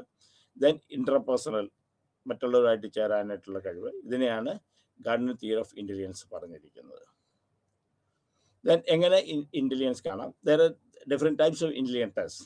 ഒന്ന് individual test and group test, performance and non performance. അതിനകത്ത് ബിനെറ്റ് സ്കെയിലാണ് കൂടുതൽ. സ്റ്റാൻഡേർഡ് ബിനെറ്റ് സ്കെയിലിൽ SBS ആണ് നമ്മൾ കൂടുതൽ ഉപയോഗിക്കുന്നത്. Fluid reasoning, knowledge, quantitative reasoning, visual spatial, ഇതെല്ലാം നമ്മൾ അതിനകത്ത് കണ്ടുപിടിക്കും. പിന്നെ വെർച്വൽ സ്കെയിലാണ് പിന്നെ നമ്മൾ സാധാരണ ഉപയോഗിക്കുന്നത്. അത് അറ്റൈനബിൾ ഓർ ആക്ച്വൽ സ്കോറും പ്ലസ് എക്സ്പെക്റ്റഡ് വെച്ചിട്ടാണ് വെർച്വൽ സ്കെയിൽ. ഇത് തമ്മിലുള്ള ഒരു ചെറിയ വ്യത്യാസം മാത്രമേ ഉള്ളൂ. അപ്പോൾ ഗ്രൂപ്പ് ടെസ്റ്റ് ഉണ്ട്, ഇൻഡിവിജ്വൽ ടെസ്റ്റ് ഉണ്ട്, verbal and non verbal test ഉണ്ട്. Then emotional intelligence. Emotional intelligence വെച്ചാൽ വൈകാരികമായിട്ട് നമുക്ക് കാര്യങ്ങളെ മനസ്സിലാക്കാനും ചെയ്യാനായിട്ടുള്ളതാണ് എമോഷണൽ ഇൻ്റലിജൻസ് എന്ന്. അപ്പം അതുപോലെ തന്നെ ഗോൾഡ്മൻ മോഡലുണ്ട്, നോയിങ് വൺസ് എമോഷൻസ്. നമ്മുടെ ഇത് മനസ്സിലാക്കുക, വികാരത്തെ മനസ്സിലാക്കുക, വികാരത്തെ മാനേജ് ചെയ്യാൻ സാധിക്കുക, അത് നമ്മളെ എന്തെങ്കിലും ചെയ്യാൻ പ്രേരിപ്പിക്കുക. അതാണ് എമോഷണൽ ഇൻ്റലിജൻസ് പോലെ. പിന്നെ റെക്കഗ്നൈസ് എമോഷൻ, അത് മറ്റുള്ളവരെ മനസ്സിലാക്കുക, പിന്നെ റിലേഷൻഷിപ്പ് ഹാൻഡിൽ ചെയ്യുക. ഇപ്പം ഇത്രയാണ് എമോഷണൽ ഇൻ്റലിജൻസ് 5 മോഡൽ തിയറിയാണ് പറയുന്നത്. നോയിങ് വൺസ് എമോഷൻസ്, നമ്മുടെ വികാരത്തെ മനസ്സിലാക്കുക, അതിനെ നമ്മൾ നിയന്ത്രിക്കുക, അത് നമ്മളെ മോട്ടിവേറ്റ് ചെയ്യുക, മറ്റുള്ളവരുടെ വികാരത്തെ മനസ്സിലാക്കുക, ആ എല്ലാം കൂടെ കൊണ്ട് നമ്മൾ ആ സിറ്റുവേഷനെ ഹാൻഡിൽ ചെയ്യുക. That is called emotional intelligence. പിന്നെ സോഷ്യൽ ഇൻ്റലിജൻസ്, സൊസൈറ്റി ആയിട്ട് നമുക്ക് ചേരാനുള്ള social intelligence, coping with situation, സാഹചര്യങ്ങളും സമൂഹമായിട്ട് നമുക്ക് ചേരാനുള്ള സോഷ്യൽ ഇൻ്റലിജൻസ് പറയുന്നത്. പിന്നെ personality. Personality came from a Latin word. Persona means mask. അപ്പം നമ്മൾ ഒരു മുഖംമൂടി വെച്ചിട്ടാണ്, ഈ മുഖംമൂടി എന്താണ് എന്നുള്ളതാണ് നമ്മുടെ പേഴ്സണാലിറ്റി കാണിക്കുന്നത്. അപ്പോൾ അതിനകത്ത് ആദ്യത്തെ തിയറി സൈക്കോളജിക് തിയറി തന്നെ, it's very very important theory by Sigmund Freud. Sigmund Freud മനസ്സിനെ 3 ആയിട്ട് തിരിച്ചു: conscious mind, subconscious mind, unconscious mind. അപ്പോൾ നടക്കാൻ പോയ ആഗ്രഹങ്ങളും പ്രതീക്ഷകളൊക്കെ കോൺഷ്യസ് മൈൻഡ്, സബ് കോൺഷ്യസ് മൈൻഡിൽ, അവിടുന്ന് അൺകോൺഷ്യസ് മൈൻഡിലും. അൺകോൺഷ്യസ് മൈൻഡിലുള്ള കാര്യങ്ങൾ അത് ഹിഡൻ ട്രഷറാണ്, അത് സ്വപ്നത്തിലൂടെ വരികയും ആ സ്വപ്നത്തെ നമുക്ക് വിശകലനം ചെയ്താലുള്ള പേഴ്സണാലിറ്റി മനസ്സിലാക്കാൻ പറ്റുമെന്ന് സാധിക്കുകയും അതിന് personality id, ego and super ego എന്ന് പറഞ്ഞ് തിരിച്ചു. ഇഡ് എന്ന് പറയുന്നത് പ്രിമിറ്റീവ് ബിഹേവിയറും, സൂപ്പർ ഈഗോ എന്ന് പറഞ്ഞാൽ സമൂഹത്തിലുള്ള എല്ലാ നിയമങ്ങളും പാലിക്കുന്നതും, ഈഗോ എന്ന് പറയുന്നത് ഇതിന് രണ്ടിനിടയ്ക്ക്. അപ്പം ഇഡിലും സൂപ്പർ ഈഗോയിലും ജീവിക്കാൻ പറ്റും, ഈഗോയിലും നമ്മൾ. അതാണ് പേഴ്സണാലിറ്റി എന്ന് പറഞ്ഞത്. ഇതിന് ഇദ്ദേഹം പല സ്റ്റേജസ് ഉണ്ടാവും പറഞ്ഞു. ഓറൽ സ്റ്റേജ്, അമ്മിഞ്ഞ പാല് കുടിക്കുന്ന പ്രായം, അതായത് ഒരു ജനിക്കുന്ന അന്ന് മുതൽ 18 മാസം വരെ. ഏനൽ സ്റ്റേജ് 18 മാസം മുതൽ 3 വയസ്സ് വരെ. Phallic stage 3 years to 5 years. Then latent stage. ഈ ഫാലിക് സ്റ്റേജിലാണ് കുട്ടികൾക്ക് എഡിപ്പസും അൾട്രാ കോംപ്ലക്സ് ഒക്കെ ഉണ്ടാകുന്നത്. ആൺകുട്ടികൾക്ക് അമ്മയോടും പെൺകുട്ടികൾക്ക് അച്ഛനോടുമുള്ള സ്നേഹം. പിന്നെ ലേറ്റൻസി പീരീഡ്. വലിയ ചേഞ്ചസ് ഒന്നും ഉണ്ടാകാറില്ല, സോഷ്യൽ നിയമങ്ങൾ പഠിക്കണം. പിന്നെ ഏറ്റവും കൂടുതൽ ചേഞ്ചസ് ഉണ്ടാകുന്നത് പറഞ്ഞാൽ ജെനിറ്റൽ സ്റ്റേജിലാണ്. പ്യൂബർട്ടി 30 എന്ന് പറയുന്നുണ്ടെങ്കിൽ പ്യൂബർട്ടി സ്റ്റേജ് ടു അഡൾട്ട്ഹുഡ് വരെയാണ്, 18 വയസ്സ് വരെയാണ് ഫ്രോയിഡ് പറഞ്ഞിരിക്കുന്നത്. ഇവിടെയാണ് ശരിക്കുള്ള ഒരു കുട്ടിയുടെ പേഴ്സണാലിറ്റി ഡെവലപ്മെന്റ് സ്റ്റേജായിട്ട് പറയുന്നത്. ദെൻ ആൽഫ്രഡ് തിയറി ഉണ്ട്, ഇൻഫീരിയോറിറ്റി വേഴ്സസ് സുപ്പീരിയോറിറ്റി കോംപ്ലക്സ് ഉണ്ട്. സിബ്ലിംഗ് റൈവൽറി എന്ന് പറഞ്ഞിട്ടുള്ള ബർത്ത് ഓർഡർ, അത് കുട്ടികളുടെ ആൽഫ്രഡ് അഡ്ലർ പറഞ്ഞതാണ്. പിന്നെ കാൾ യുങ്ങിനാണ്. പിന്നെ ഇൻട്രോവേർട്സ് എക്സ്ട്രോവേർട്സ് എന്ന് പറഞ്ഞിട്ടാണ് കാൾ യുങ്ങിൻ്റെ തിയറി വരുന്നത്. Abraham Maslow theory need hierarchy തിയറിയാണ്. കാൾ റോഗേഴ്സിന് നമ്മൾ പേഴ്സണാലിറ്റിയെ കുറിച്ച് നമ്മൾ സ്വന്തമായി നമ്മളെ മനസ്സിലാക്കുന്നത് സെൽഫ് അവെയർനെസ് ആണ്. ദെൻ ട്രേഡ്സ് പറഞ്ഞു. പിന്നെ കാർഡിനൽ ട്രേഡ്സ് തിയറി ഉണ്ട്. ഓരോ ട്രേഡ്സ് ഉണ്ട്, സർഫസ് ട്രേഡ്സ് അങ്ങനെ പറഞ്ഞ് പല ട്രേഡ്സുകളാണ്. Cardinal traits, central traits, secondary traits. Carl Rogers പറഞ്ഞാണ് ഇങ്ങനെ ഓരോ ട്രേഡ്സ് ആണ് മനുഷ്യൻ്റെ പേഴ്സണാലിറ്റി ഡെവലപ്മെൻറ്റ് ഉണ്ടാക്കുക. Then Macaire and Costard, openness, ഇത് 5 ബിഗ് ഫാക്ട് തിയറി എന്ന് പറഞ്ഞിട്ടുണ്ട്. Extraversion, agreeableness, neuroticism. ഇത് നമ്മൾ പറയും, ഇത് സാധാരണഗതിയിൽ നിങ്ങൾക്ക് ചോദിക്കാറില്ല എന്ന് വെച്ചാൽ നമുക്കൊരു എക്സ്പെരിമെൻ്റ് ചെയ്യണതാണ്. 5 ഫാക്ടർ തിയറി എന്ന് പറഞ്ഞിട്ട് ഒരു പ്രാക്ടിക്കൽ നിങ്ങൾ ചോദിക്കാറുണ്ട്. അപ്പം ഈ 5 സ്റ്റേജാണ് ഒരാൾ തിരിക്കുന്നത്. അപ്പോൾ ഇതിനകത്ത് McCrae and Costa big 5 factor theory, 5 factors എന്താണെന്ന് നമ്മൾ നോക്കി വെക്കണം. അപ്പം ഒന്ന് ഫ്രോയിഡിൻ്റെ തിയറി, ദെൻ ഇതും. പിന്നെ അടുത്ത തിയറി വന്ന് ഇത് എങ്ങനെ നമുക്ക് പേഴ്സണാലിറ്റിയെ നമുക്ക് അസസ് ചെയ്യാം. First one self report measure. പിന്നെ ഏറ്റവും അതിനകത്ത് പ്രൊജക്റ്റീവ് ടെക്നിക്സ് ആണ്. പ്രൊജക്റ്റീവ് ടെക്നിക്സ് എന്ന് പറയുന്നത് നമ്മൾ പടങ്ങളൊക്കെ, റോഷർടെക്സ് ഒക്കെയാണ്, പടങ്ങൾ കാണിച്ചിട്ട് അവരുടെ പെർസെപ്ഷനെ ബേസ് ചെയ്തിട്ട് നമ്മൾ അവരുടെ പേഴ്സണാലിറ്റി അളക്കുക. That is projective techniques. വളരെ വളരെ ഇമ്പോർട്ടൻ്റ് ആണ്. എന്ത് ഇപ്പോൾ പേഴ്സണാലിറ്റി അസസ്മെൻറ്റ് ചോദിക്കുമ്പോഴും പ്രൊജക്റ്റീവ് ടെക്നിക്സിനെ കുറിച്ച് നമ്മൾ എക്സ്പ്ലെയിൻ ചെയ്യണം. Rorschach test, TAT, thematic perception test, CAT, child perception test. അപ്പോൾ സെൽഫ് റിപ്പോർട്ടിംഗ് ഉണ്ട്, ഒബ്സർവേഷൻ മെത്തേഡ് ഉണ്ട്, പ്രൊജക്റ്റീവ് ടെക്നിക്സ് ഉണ്ട്, ക്വസ്റ്റ്യനെയർ, ധാരാളം questionnaire, yes or no answer വരുന്നതാണ് ക്വസ്റ്റ്യനെയർ. റേറ്റിംഗ് എന്ന് പറഞ്ഞാൽ 1 to 5 or 1 to 9 റേറ്റിംഗ് കൊടുക്കുന്നതാണ് ഉള്ളത്. Then development. അടുത്ത ഡെവലപ്മെൻ്റ് ആണ് growth and human thoughts, life span. അപ്പോൾ ഡെവലപ്മെൻ്റ് എന്ന് പറയുന്നത് ഒരാൾ ജനിക്കുന്നത് മുതൽ മരിക്കുന്നത് വരെയുള്ള സമയമാണ് നമ്മൾ ഗ്രോത്ത്. അതിൻ്റെ 3 ഘട്ടങ്ങളായിട്ട് നമ്മൾ തിരിക്കുന്നത്. 0 to 21 years, 21 to 60, 60+. അപ്പം ആദ്യത്തെ 0 to 21, 21 മറ്റേ ഫ്രോയിഡിൻ്റെ തിയറി പോലെ തന്നെ 0 to 2 years, 2 to 4 years, 4 to 6 years, 6 to 12 years, 12 to 21 years അങ്ങനെ തിരിച്ചിട്ടുണ്ട്. പിന്നെ അടുത്ത സ്റ്റേജ് എന്ന് പറയുന്നത് 21 to 60 ആണ്. അത് 21 to 14 തിരിച്ചിട്ടുണ്ട്, 40 to 60 ഉണ്ട്. 60+ എന്ന് ഓൾഡ് ഏജ് ആണ്. അതിനകത്ത് അഡോളസൻസ് സ്റ്റേജ് വളരെ വളരെ ഇമ്പോർട്ടൻ്റ് ആയിട്ട് പറയാറുണ്ട്. അപ്പം ഡെവലപ്മെൻറ്റ് എന്ന് പറഞ്ഞാൽ ഫിസിക്കൽ ഡെവലപ്മെൻറ്റ് ആകാം, കോഗ്നിറ്റീവ് കാര്യങ്ങൾ മനസ്സിലാക്കുന്നതാകാം, പേഴ്സണാലിറ്റി ഡെവലപ്മെൻ്റ് ആകാം, സോഷ്യൽ ഡെവലപ്മെൻ്റ് ആണ്. അപ്പോൾ ഡെവലപ്മെൻ്റ് എന്ന് പറയുന്ന ഒരാൾ ശാരീരികമായും മാനസികമായും വ്യക്തിപരമായും സാമൂഹികപരമായിട്ടുള്ള വളർച്ചയാണ് നമ്മൾ അതിൻ്റെ ഡെവലപ്മെൻ്റ് എന്ന് പറയാം. ശരീരം, ചിന്താഗതികളും കാര്യം, വ്യക്തിത്വം, സോഷ്യൽ ഡെവലപ്മെൻറ്റ്. ഇത് എന്തൊക്കെ factors? Hereditary and environmental factors ആണ് ഒരാളുടെ വളർച്ചയെ ബാധിക്കുന്നത്. Hereditary, environment, sex, socio economic factors. Then hormones, nutrition and race, then culture. അപ്പം ഒരാളുടെ വളർച്ചയെ ബാധിക്കുന്ന സംഗതിയാണ് പാരമ്പര്യം, ഏത് സെക്സാണ്, സെക്സ് എന്ന് പറയുന്നത് ഇവിടെ എക്സ് ഓർ XY ക്രോമോസോം കൊണ്ട് ആണോ പെണ്ണോ അതെങ്ങനെയാകുന്നു, സോഷ്യോ എക്കണോമിക് സാമൂഹികമായ ഭേദം, ശരീരത്തിന് ഹോർമോണിൻ്റെ ചേഞ്ചസ്, ന്യൂട്രീഷൻ എങ്ങനെയൊക്കെ നമുക്ക് വൈറ്റാമിൻ ബാക്കിയുള്ള, റേസ് ഏത് കൾച്ചറിൽ വരും, ഏത് കൾച്ചർ എന്ന് വെച്ചാൽ ഏത് റേസ്, ഏത് ജാതി എങ്ങനെയാണെന്നുള്ളത്, എവിടെ ജനിക്കുന്നു എന്നുള്ളതിനെ കുറിച്ചാണ്. അപ്പം അമേരിക്ക ജനിക്കുന്ന കുട്ടികളുടെ പേഴ്സണാലിറ്റിയും കേരളത്തിൽ ജനിക്കുന്ന കുട്ടി, ഇന്ത്യ ജനിക്കുന്ന കുട്ടി, ഇന്ത്യയിൽ തന്നെ കേരളത്തിൽ ജനിക്കുന്ന കുട്ടികളുടെയും ചില ഹിമാചൽ പ്രദേശ് ജനിക്കുന്നത്, അപ്പോൾ വ്യത്യാസങ്ങളുണ്ടാകും. പിന്നെ സംസ്കാരം, ഇതാണ് പേഴ്സണാലിറ്റിയെ ഒരു ഡെവലപ്മെൻറ്റിൽ ചെയ്യുന്നത്. പിന്നെ പീരീഡ്സ് ഓഫ് ഡെവലപ്മെൻറ്റ് ഞാൻ ആദ്യം പറഞ്ഞു, 0 to 2 years, 2 to 6 years, 6 to 12 years, 12 to 21, so 12 to 21 ആണ് അഡോളസൻസ്, 12 to 21 ആണ്. Then 21 to 40, 40 to 60, 60+. ഇത് 3 സ്റ്റേജാണ്, 0 to 21, 21 to 60, 60+. അപ്പോൾ infancy, early childhood, late childhood, adolescence, early adulthood, middle adulthood, and old age. ഈ development എന്ന് പറയുന്നത്, ലൈഫ് സ്പാൻ എന്ന് പറയുന്നത്, ഡെവലപ്മെൻറ്റ് ഈസ് ലൈഫ് ലോങ് ആണ്, ജീവിതകാലം മുഴുവൻ മാറ്റുന്നത്. മൾട്ടി ഡൈമെൻഷൻ പല ആംഗിളിലൂടെയാണ്. ഒരു മാത്രം അയാളുടെ വളർച്ച മാത്രമല്ല, ശരീരം മാത്രമല്ല, മാനസികമായി മാത്രമല്ല, സാമൂഹികമായിട്ടുള്ള വളർച്ചയെക്കുറിച്ച് പറയുന്നത്. അപ്പോൾ it is multi dimensional and multi directional. ഇതൊരു ഡെവലപ്മെൻറ്റ് ജീവിതകാലം മുഴുവൻ ഉണ്ടാകുന്നതാണ്, മൾട്ടി ഡയമെൻഷനാണ്, മൾട്ടി ഡയറക്ഷനാണ്, ഹൈലി പ്ലാസ്റ്റിക്, അത് എപ്പോഴും ചേഞ്ച് ചെയ്തുകൊണ്ടിരിക്കും. Influenced by multiple interacting factors. Microsystem നമ്മൾ പറഞ്ഞാണ്, എക്സോസിസ്റ്റം ആൻഡ് മൈക്രോസിസ്റ്റം. ഇങ്ങനെയാണ് ഡെവലപ്മെൻറ്റ് ചേഞ്ചസ് ഉള്ളത്. Chronosystem, chrono refers to time. അപ്പം എൻവയോൺമെൻറ്റിൻ്റെ വെച്ചിട്ട് അല്ല, സാമൂഹികമായ സാഹചര്യങ്ങൾ വെച്ചിട്ട്, അവൻ്റെ കസ്റ്റംസ് വെച്ചിട്ട്, അല്ലെങ്കിൽ അവൻ്റെ സമയം വെച്ചിട്ട്, ഇത്രയാണ് കോണ്ടക്ച്വൽ ഇൻഫ്ലുവൻസ് ഓഫ് ഡെവലപ്മെൻറ്റ് പറയുന്നത്. ഇത് ഫിസിക്കൽ ഡെവലപ്മെൻറ്റ്, ഇത് ആദ്യം തന്നെ പറയും, physical development, cognitive development, personality development, ഇത് ഞാൻ പറഞ്ഞതാണ്. Then heredity environment already explain ചെയ്തതാണ്. Then psycho sexual development stages നമ്മൾ പറഞ്ഞതാണ്. ഓറൽ സ്റ്റേജ്, എന സ്റ്റേജ്, ഇത് ഡെവലപ്മെൻറ്റ് സ്റ്റേജസ് പറഞ്ഞു. ഇത് ഫ്രോയിഡിൻ്റെ തിയറിയാണ്. Then Erik Erikson's theory, this is very important theory, Erik Erikson theory. Erik Erikson 0 to 1 year stress versus mistress, the tolerance in the 2 to 4 years autonomy versus shame, then initiative versus guilt, industry versus inferiority, identity versus all confusion, intimacy versus isolation, ego, integrity versus despair. ഈ stages, Erik Erikson stages very important, അത് പഠിക്കണം. പിന്നെ എങ്ങനെയാണ് development വരുന്നത്? PGS theory വന്നിട്ടുണ്ട്. അത് knowledge ഇപ്പോൾ help us to interpret and understand the world. അപ്പം സ്കീമാസ് എന്ന് പറഞ്ഞാൽ ലോകത്തെ മനസ്സിലാക്കാനായിട്ടും, ലോകം നമ്മളെ മനസ്സിലാക്കുന്നത് എങ്ങനെയാണെന്ന് അറിയാനുള്ളതാണ് സ്കീമാസ്. ദെൻ അഡാപ്റ്റേഷൻ, അതിനെ നമ്മൾ സ്വീകരിക്കുക.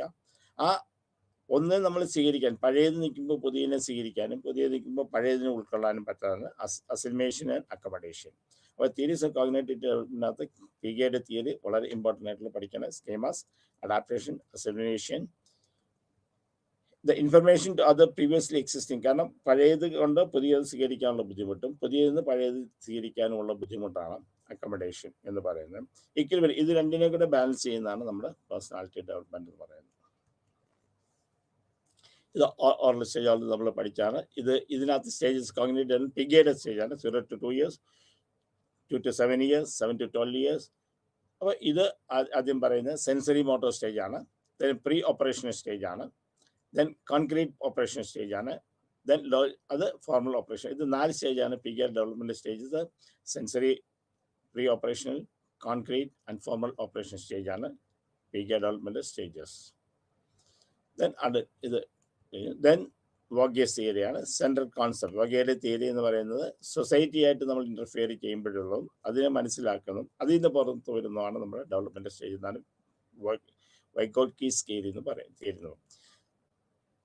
ഒന്ന് എല്ലാത്തിനെ കുറിച്ചുള്ള നമ്മുടെ കപ്പാസിറ്റി ലേൺ ഫ്രം ഇൻസ്ട്രക്ഷൻ.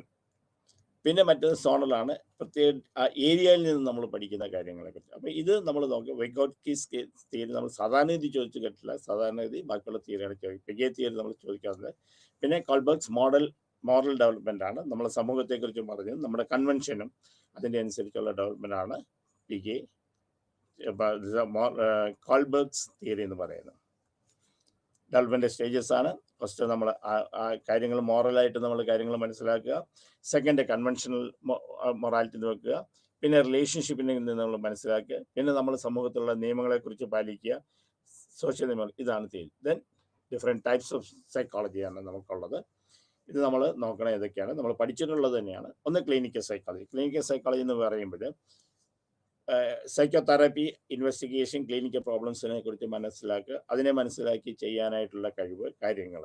അപ്പം ക്ലിനിക്കൽ സൈക്കോളജിസ്റ്റിൻ്റെ ജോലി എന്ന് വെച്ചാൽ ഒരു തെറാപ്പിയെ കുറിച്ച് ചെയ്യുക, കാര്യങ്ങൾ മനസ്സിലാക്കുക, അവർ ഇൻവെസ്റ്റിഗേറ്റ് ചെയ്യുക, അതിൻ്റെ കാര്യങ്ങൾ അനലൈസ് ചെയ്ത് മനസ്സിലാക്കുക, അതിനെ ഹെൽപ്പ് ചെയ്യുക, ട്രീറ്റ്മെൻറ്റിന് വേണ്ടി ഹെൽപ്പ് ചെയ്യുകയാണ് ക്ലിനിക്കൽ സൈക്കോളജി എന്ന് പറയുന്നത്. ദെൻ കൗൺസിലിംഗ് സൈക്കോളജി, ചെറിയ എമോഷണൽ പ്രോബ്ലംസ് ഉള്ള കാര്യങ്ങൾ, അവരുടെ പേഴ്സണാലിറ്റി പ്രോബ്ലംസ് നമ്മളെ ഹെൽപ്പ് ചെയ്യുക. അപ്പോൾ ക്ലിനിക്കൽ സൈക്കോളജി എന്ന് പറഞ്ഞാൽ ഒരാളുടെ പ്രശ്നം എന്താണെന്ന് മനസ്സിലാക്കുക, അതിനെ അനലൈസ് ചെയ്യുക, അതിന് ടെസ്റ്റുകൾ നടത്തുക, അത് മനസ്സിലാക്കുക, അവരുടെ ഡെവലപ്മെൻറ്റിന് വേണ്ടി ഹെൽപ്പ് ചെയ്യുക. കൗൺസിലിംഗ് സൈക്കോളജി എന്ന് പറഞ്ഞാൽ മൈനർ പ്രോബ്ലംസ്, എമോഷണൽ പ്രോബ്ലംസ് ഉള്ള ആൾക്കാർ നമ്മൾ പറയുക, അവരെ നമ്മൾ ഹെൽപ്പ് ചെയ്യുക, അവരെ അതിൽ നിന്ന് പുറത്തു വരാനായിട്ട് ചെയ്യുക. അപ്പോൾ കൗൺസിലിംഗ് എന്ന് പറഞ്ഞാൽ ക്രിയേറ്റീവ് റാഷണൽ തിങ്കിങ് എന്നുള്ളതാണ്. അത് നമ്മൾ മനസ്സിലാക്കി. എല്ലാവരും ചോദിക്കും ക്ലിനിക്കൽ സൈക്കോളജിസ്റ്റ് ആണോ എന്ന് ചോദിച്ചാൽ, സാധാരണഗതിയിൽ നമ്മുടെ ഉള്ള ആൾക്കാരുടെ ഇടയിലുള്ള ക്ലിനിക്കൽ സൈക്കോളജി, ഒരു ഹോസ്പിറ്റൽ വെച്ചാൽ ഈസ് എ ക്ലിനിക്കൽ സൈക്കോളജിസ്റ്റ് അല്ല. ഒരു ഹോസ്പിറ്റലിൽ വർക്ക് ചെയ്തുകൊണ്ട് ക്ലിനിക്കൽ സൈക്കോളജിസ്റ്റ് ആകണമെന്ന്. ക്ലിനിക്കൽ സൈക്കോളജിസ്റ്റ് എന്ന് പറഞ്ഞു കഴിഞ്ഞാൽ സൈക്കോതെറാപ്പി ചെയ്യാനായിട്ടുള്ളത് ക്ലിനിക്കൽ സൈക്കോളജി ഡിഗ്രി എടുക്കുകയും ടെസ്റ്റുകൾ നടത്താനുള്ള കഴിവുകളാണ് ക്ലിനിക്കൽ സൈക്കോളജിസ്റ്റ് എന്ന് പറയുന്നത്. കൗൺസിലിംഗ് സൈക്കോളജി എന്ന് പറഞ്ഞാൽ വേറെയാണ്. രണ്ടും രണ്ടാണ്. ഇപ്പോഴും ജനത്തിന് മനസ്സിലാകാത്തൊരു സംഗതിയാണ്. എല്ലാവരും കൗൺസിലിംഗ് എന്ന് പറയും, പക്ഷേ ക്ലിനിക്കൽ സൈക്കോളജി എന്ന് ഹോസ്പിറ്റലിൽ വർക്ക് ചെയ്യുന്നുണ്ടെന്നുള്ളൂ. കൗൺസിൽ എന്ന് പറഞ്ഞാൽ ആരെയും കൗൺസിൽ ചെയ്യുന്ന ആൾക്കാർ കൗൺസിലറായിട്ടാണ് കാണുന്നത്. അതല്ല, വ്യത്യാസമുണ്ട്, അത് മനസ്സിലാക്കണം. Then health psychology.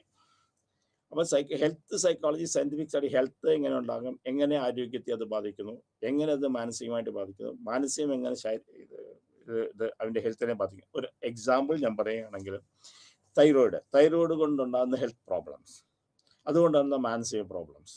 അപ്പം നമ്മൾ പഠിക്കുമ്പോൾ ഇത് രണ്ടും എന്താണെന്ന് മനസ്സിലാക്കുക.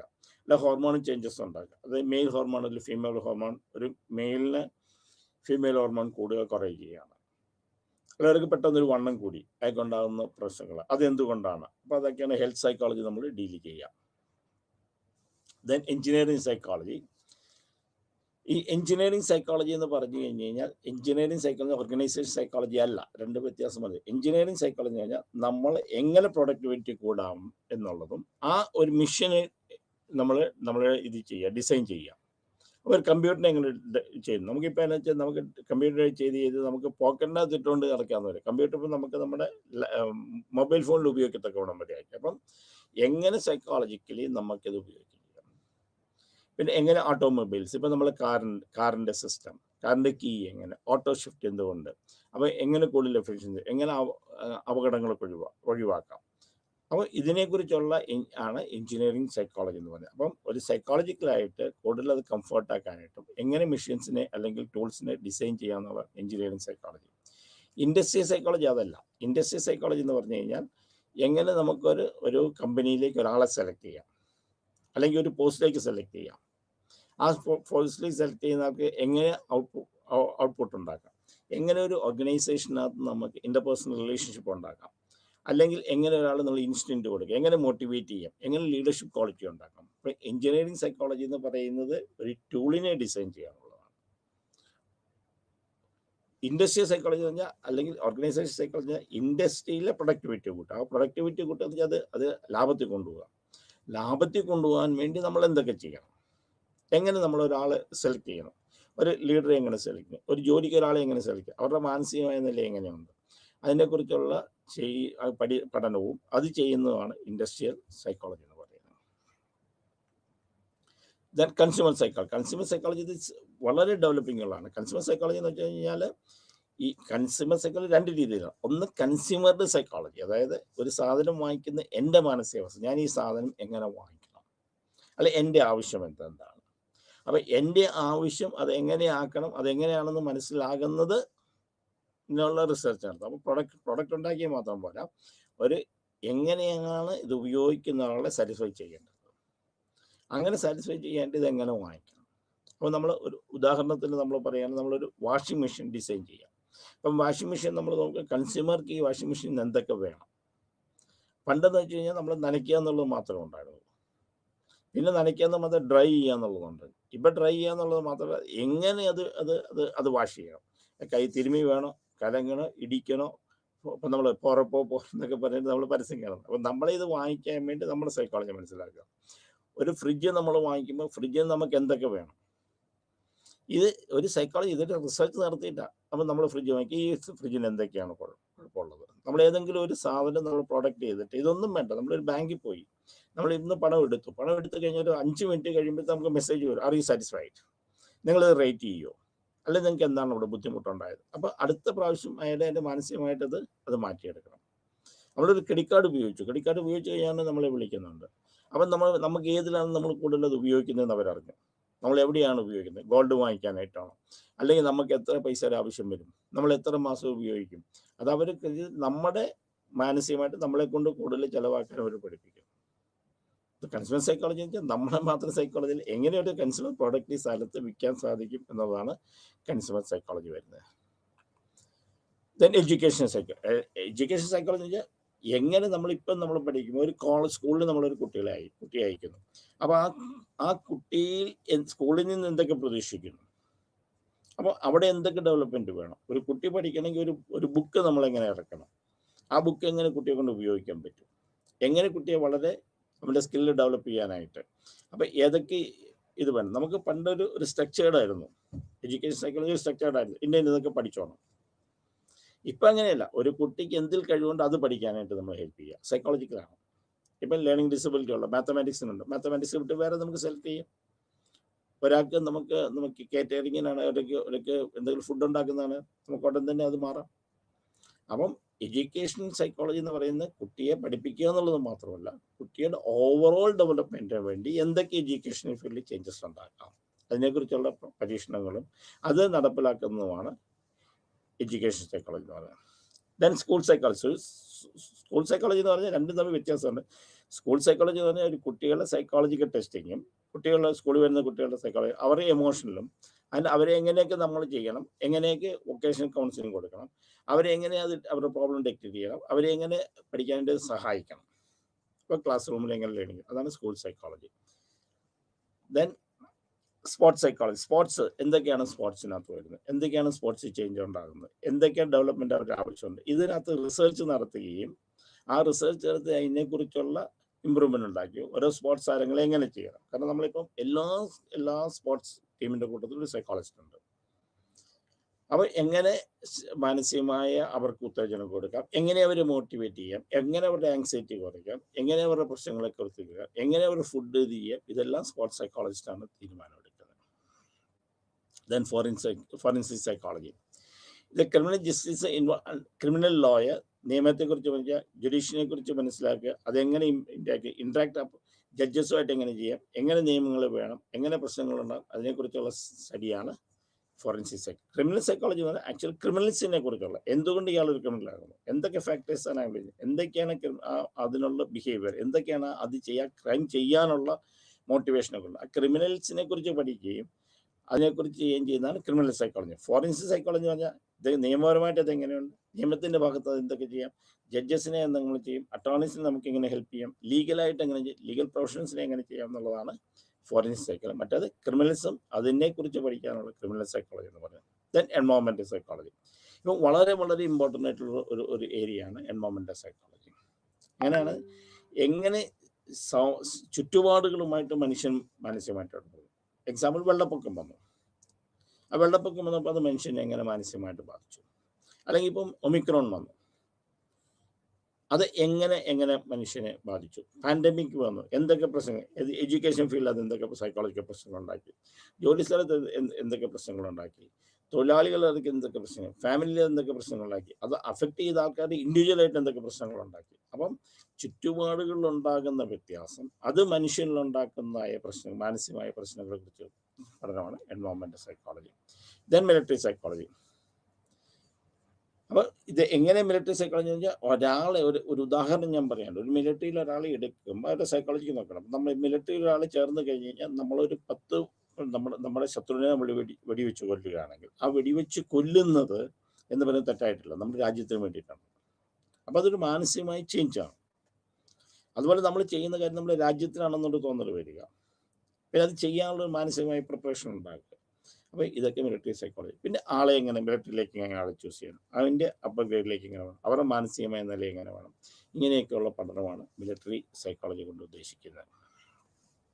അപ്പം നമ്മൾ ഈ ക്ലാസ്സുകളിൽ കഴിഞ്ഞ ചാപ്റ്ററിലുള്ള പഠിച്ച മുഴുവൻ എല്ലാ കാര്യങ്ങളും നമുക്ക് റിവിഷൻ ചെയ്തിട്ടുണ്ട്. ഇപ്പോൾ പരീക്ഷയ്ക്ക് എഴുതുമ്പോൾ കുറേ കാര്യങ്ങൾ നോക്കണം. പലപ്പോഴും പരീക്ഷയ്ക്ക് ആൻസർ ഷീറ്റ് എഴുതുമ്പോൾ വെറുതെ കുറേ കാര്യങ്ങൾ വലിച്ചു വാരി എഴുതുന്നതാണ്. പക്ഷെ നമ്മൾ എഴുതുന്ന കാര്യങ്ങൾ വ്യക്തമായിട്ട് അത് എഴുതി വെക്കണം. അപ്പോൾ ചോദ്യത്തിനനുസരിച്ച് ഉത്തരം നമ്മൾ എഴുതാനായിട്ട് നമുക്കുള്ള പ്രവണത ഉണ്ടാകണം. ഇത് പേഴ്സണാലിറ്റി ചോദിച്ചു കഴിഞ്ഞാൽ, അല്ലെങ്കിൽ സൈക്കോളജിക് തിയറി ചോദിച്ചാൽ വെറുതെ സൈക്കോളജിക് തിയറി മാത്രം എഴുതി വെക്കില്ല. എന്താണ് പേഴ്സണാലിറ്റി, അത് ഏതൊക്കെ രീതിയിലാണ്, എത്ര തിയറി ഉണ്ട്, എന്നിട്ട് സൈക്കോളജിക് തിയറിയുടെ എല്ലാ ഭാഗങ്ങളെ കുറിച്ച് നമ്മൾ പഠിക്കാം. അല്ലെങ്കിൽ തിങ്കിങ് ചോദിച്ചാൽ വെറുതെ തിങ്കിങ് എന്താണെന്ന് മാത്രം എഴുതി വെച്ചില്ല, എന്തൊക്കെയാണ് തിങ്കിങ്, അതിൻ്റെ എലമെൻറ്റ്സ് എന്തൊക്കെയാണ്, തിങ്കിങ്ങിൻ്റെ എലമെൻറ്റ്സ്, എത്ര തരത്തിലുള്ള തിങ്കിങ് ഉണ്ട്, അതിൻ്റെ എങ്ങനെ ഡെവലപ്പ് ചെയ്യുന്നു എന്നുള്ളതിനെ കുറിച്ച്. ഡെവലപ്മെൻറ്റ് സൈക്കോളജി വെച്ചാൽ എന്തൊക്കെയാണ് ഓരോ കോൺസെപ്റ്റ്, എങ്ങനെയാണ് അതെങ്ങനെ ഡെവലപ്പ് ചെയ്ത് വരും, അങ്ങനെ വ്യക്തമായി എഴുതി തരുന്നെങ്കിൽ മാത്രമേ പരീക്ഷയ്ക്ക് മാർക്ക് കിട്ടുള്ളൂ. അത് എല്ലാവരും ചെയ്യുന്ന ഒരു കാര്യം എന്ന് വെച്ചാൽ വെറുതെ നമ്മൾ ഈ പഠിച്ച ബുക്കിൽ നിന്ന് പ്രിൻ്റഡ് നോട്ടീസിൽ നിന്ന് മാത്രം നമ്മൾ പഠിച്ചിട്ട് കാര്യമില്ല. അത് അതിൻ്റെ മെയിൻ ഭാഗങ്ങൾ ഇതൊക്കെയാണ്. ഇതൊരു പ്രൊഫഷണലായിട്ട് നിങ്ങൾ പഠിക്കുന്നതാണ്. നിങ്ങൾ സാധാരണ ഒരു സ്കൂളിൽ പഠിപ്പിക്കുന്ന അല്ലെങ്കിൽ പരീക്ഷയ്ക്ക് ജയിക്കുക എന്നുള്ളതിനെ കുറിച്ച് മാത്രമല്ല, ഈ സബ്ജക്റ്റിനെ കുറിച്ച് നമ്മൾ മനസ്സിലാക്കത്തക്കവണ്ണം കൊണ്ട് നമ്മളിരുന്ന് പഠിക്കണമെന്നുണ്ടെങ്കിൽ ഇത് മാത്രം, അതായത് നമ്മൾ യൂണിവേഴ്സിറ്റിയിൽ നിന്ന് തരുന്ന പ്രിൻ്റഡ് നോട്ട്സ് മാത്രം വായിച്ചുകൊണ്ട് കാര്യമില്ല. ഇത് സെൽഫ് ലേണിംഗ് ആണ്. അപ്പം എപ്പോഴും നമ്മൾ ഇന്ദിരാഗാന്ധി ഓപ്പൺ യൂണിവേഴ്സിറ്റിയിൽ സെൽഫ് ലേണിംഗ് ആണ്. അപ്പം നമ്മൾ പഠിച്ച് അത് മനസ്സിലാക്കി, സബ്ജക്റ്റിനെ കുറിച്ച് മനസ്സിലാക്കി, അത് പരീക്ഷയ്ക്ക് എഴുതാൻ ജയിക്കുക എന്നുള്ളതോ അല്ലെങ്കിൽ ഡിഗ്രി കിട്ടുക എന്നുള്ള ഒരു ആറ്റിറ്റ്യൂഡിൽ മാത്രം നമ്മളെ ഈ പഠനം എടുക്കാൻ പാടില്ല. ഇതൊരു സെൽഫ് ലേണിംഗ് ആണ്. അപ്പോൾ ഈ സബ്ജക്റ്റിനെ കുറിച്ച് കൂടുതൽ മനസ്സിലാക്കണമെങ്കിൽ ഈ പ്രിൻ്റഡ് നോട്ട്സ് എന്ന് പറയുന്നത്, നമ്മൾ തരുന്ന ക്ലാസ് എന്ന് പറയുന്നത് നിങ്ങൾക്കൊരു ഗൈഡൻസ് മാത്രമാണ്, ഒരു വഴികാട്ടി മാത്രമാണ്. പക്ഷെ അതിനെക്കുറിച്ച് കൂടുതൽ അറിയാനും അത് മനസ്സിലാക്കാനും അത് ചെയ്യുവാനും പഠിക്കാനുമുള്ള ഒരു മാനസികാവസ്ഥ വേണം. അപ്പം ഉദാഹരണത്തിന് ഇപ്പോൾ ലേണിംഗ് പറഞ്ഞു ഇതിനകത്ത് മാത്രം പഠിച്ചാൽ വേറെ ധാരാളം ലേണിംഗ് തിയറീസ് ഉണ്ട്. അപ്പോൾ ഒരു ബുക്ക് വാങ്ങിച്ച് വേറെ ഏതൊക്കെ ലേണിംഗ് തിയറീസ് അതിനെക്കുറിച്ച് ഡീറ്റെയിൽ ആയിട്ട് പഠിക്കുക, അല്ലെങ്കിൽ ബുക്കിനകത്ത് മാത്രം പഠിച്ച് എഴുതുകയില്ല. പെർസെപ്ഷൻ എന്ന് പറഞ്ഞു കഴിഞ്ഞാൽ അത് മാത്രം എഴുതിയിട്ട് കാര്യമില്ല. പെർസെപ്ഷൻ തിയറി മാത്രമല്ല, എന്താണ് പെർസെപ്ഷൻ, ഏതൊക്കെ തരത്തിലുള്ള പെർസെപ്ഷൻ ഉണ്ട്, ഏതൊക്കെ രീതിയിലാണ് വരുന്നത് എന്ന് നോക്കിയാൽ വേറെ നമ്മൾ ബുക്ക് റെഫർ ചെയ്ത് പഠിക്കാം. ഓരോന്നും നമ്മൾ പേഴ്സണാലിറ്റി പഠിച്ചു, പെർസെപ്ഷൻ പഠിച്ചു, അറ്റൻഷൻ പഠിച്ചു, ലേണിംഗ് പഠിച്ചു, മെമ്മറി, ദെൻ ഇൻ്റലിജൻസ്. അപ്പോൾ ഇൻ്റലിജൻസ് ടെസ്റ്റ് ഒക്കെ നമ്മൾ കൂടുതൽ വായിച്ചു നോക്കിയാൽ മാത്രമേ, ഇൻ്റലിജൻസിനെ കുറിച്ച് മാത്രം തന്നെ എഴുതിയ ബുക്കുകളുണ്ട്. പേഴ്സണാലിറ്റിയെ കുറിച്ച് തന്നെ എഴുതിയ ധാരാളം ബുക്കുകൾ നമുക്ക് അവൈലബിൾ ആണ്.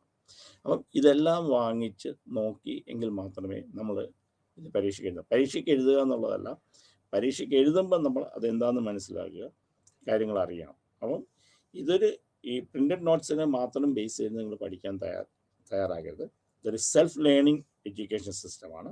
അപ്പോൾ കൂടുതൽ നമ്മൾ വായിച്ചാൽ മാത്രമേ മനസ്സിലാക്കാൻ പറ്റുള്ളൂ, നമുക്ക് പഠിക്കാൻ പറ്റുള്ളൂ. അപ്പോൾ ആ ഒരു രീതിയിൽ വേണം. അപ്പോൾ എന്തെഴുതുമ്പോഴും വെറുതെ നമ്മളതിൻ്റെ കണ്ടൻറ്റ് മാത്രം എഴുതിച്ചിട്ട് മാർക്ക് കിട്ടണമെന്ന് വിചാരിക്കരുത്. അതിനെക്കുറിച്ച് ഡീറ്റെയിൽ ആയിട്ട് എഴുതണം. എക്സാമ്പിൾ ഇപ്പോൾ മിലിറ്ററി സൈക്കോളജി ഇതാണെന്ന് മാത്രം എഴുതി വെച്ചിട്ട് കാര്യമില്ല, അതിനെക്കുറിച്ച് എക്സ്പ്ലെയിൻ ചെയ്തത്. എൻവയോൺമെൻറ്റൽ സൈക്കോളജി അത് എന്തൊക്കെയുണ്ട്, എന്തൊക്കെ ഭാഗങ്ങളുണ്ട്, അല്ലെങ്കിൽ ഡിഫറെൻറ്റ് ഫീൽഡ് ഓഫ് സൈക്കോളജി എന്ന് ചോദിച്ചു കഴിഞ്ഞാൽ കുറേ നമ്മൾ എഴുതി വെക്കും. ഇതിനെക്കുറിച്ച് നമ്മൾ എഴുതും വ്യക്തമായ ധാരണകളോട് കൂടി തന്നെ നമ്മൾ എഴുതണം. അപ്പം ഇതൊരു സെൽഫ് ലേണിംഗ് മെത്തേഡാണ്. അപ്പം നിങ്ങൾ തന്നെ കൂടുതൽ ഇൻട്രസ്റ്റ് ചെയ്യണം. അല്ല നമ്മൾ തരുന്ന നോട്ടുകളോ അല്ലെങ്കിൽ തരുന്ന ക്ലാസ്സിനെ മാത്രം ബേസ് ചെയ്തിട്ടുള്ള കൂടുതൽ എഫേർട്ട് ഇടണം. അപ്പോൾ നിങ്ങൾ എല്ലാവരും ഈ കഴിഞ്ഞ 8 ക്ലാസ്സുകളായിട്ട് സഹകരിച്ചിട്ടുണ്ട്.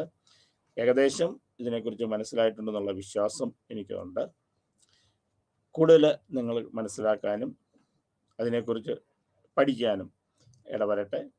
പരീക്ഷയ്ക്ക് ജയിക്കുക എന്നുള്ളതിനെ കരുതിക്കൊണ്ട് ഈ സബ്ജക്റ്റിനെ കുറിച്ച് കൂടുതൽ മനസ്സിലാക്കാനും കൂടി ഉള്ള ഒരു ചിന്താഗതി നമുക്കുണ്ടാകണം. അപ്പം ഈ കഴിഞ്ഞ 8 ക്ലാസ്സുകളായിട്ട് സഹകരിച്ച എല്ലാവർക്കും നന്ദി. വളരെ നല്ല രീതിയിൽ നിങ്ങൾക്ക് വിജയം ആശംസിച്ചു കൊള്ളുന്നു. ഓരോരുത്തർക്കും Vishu all the very best. നന്ദി.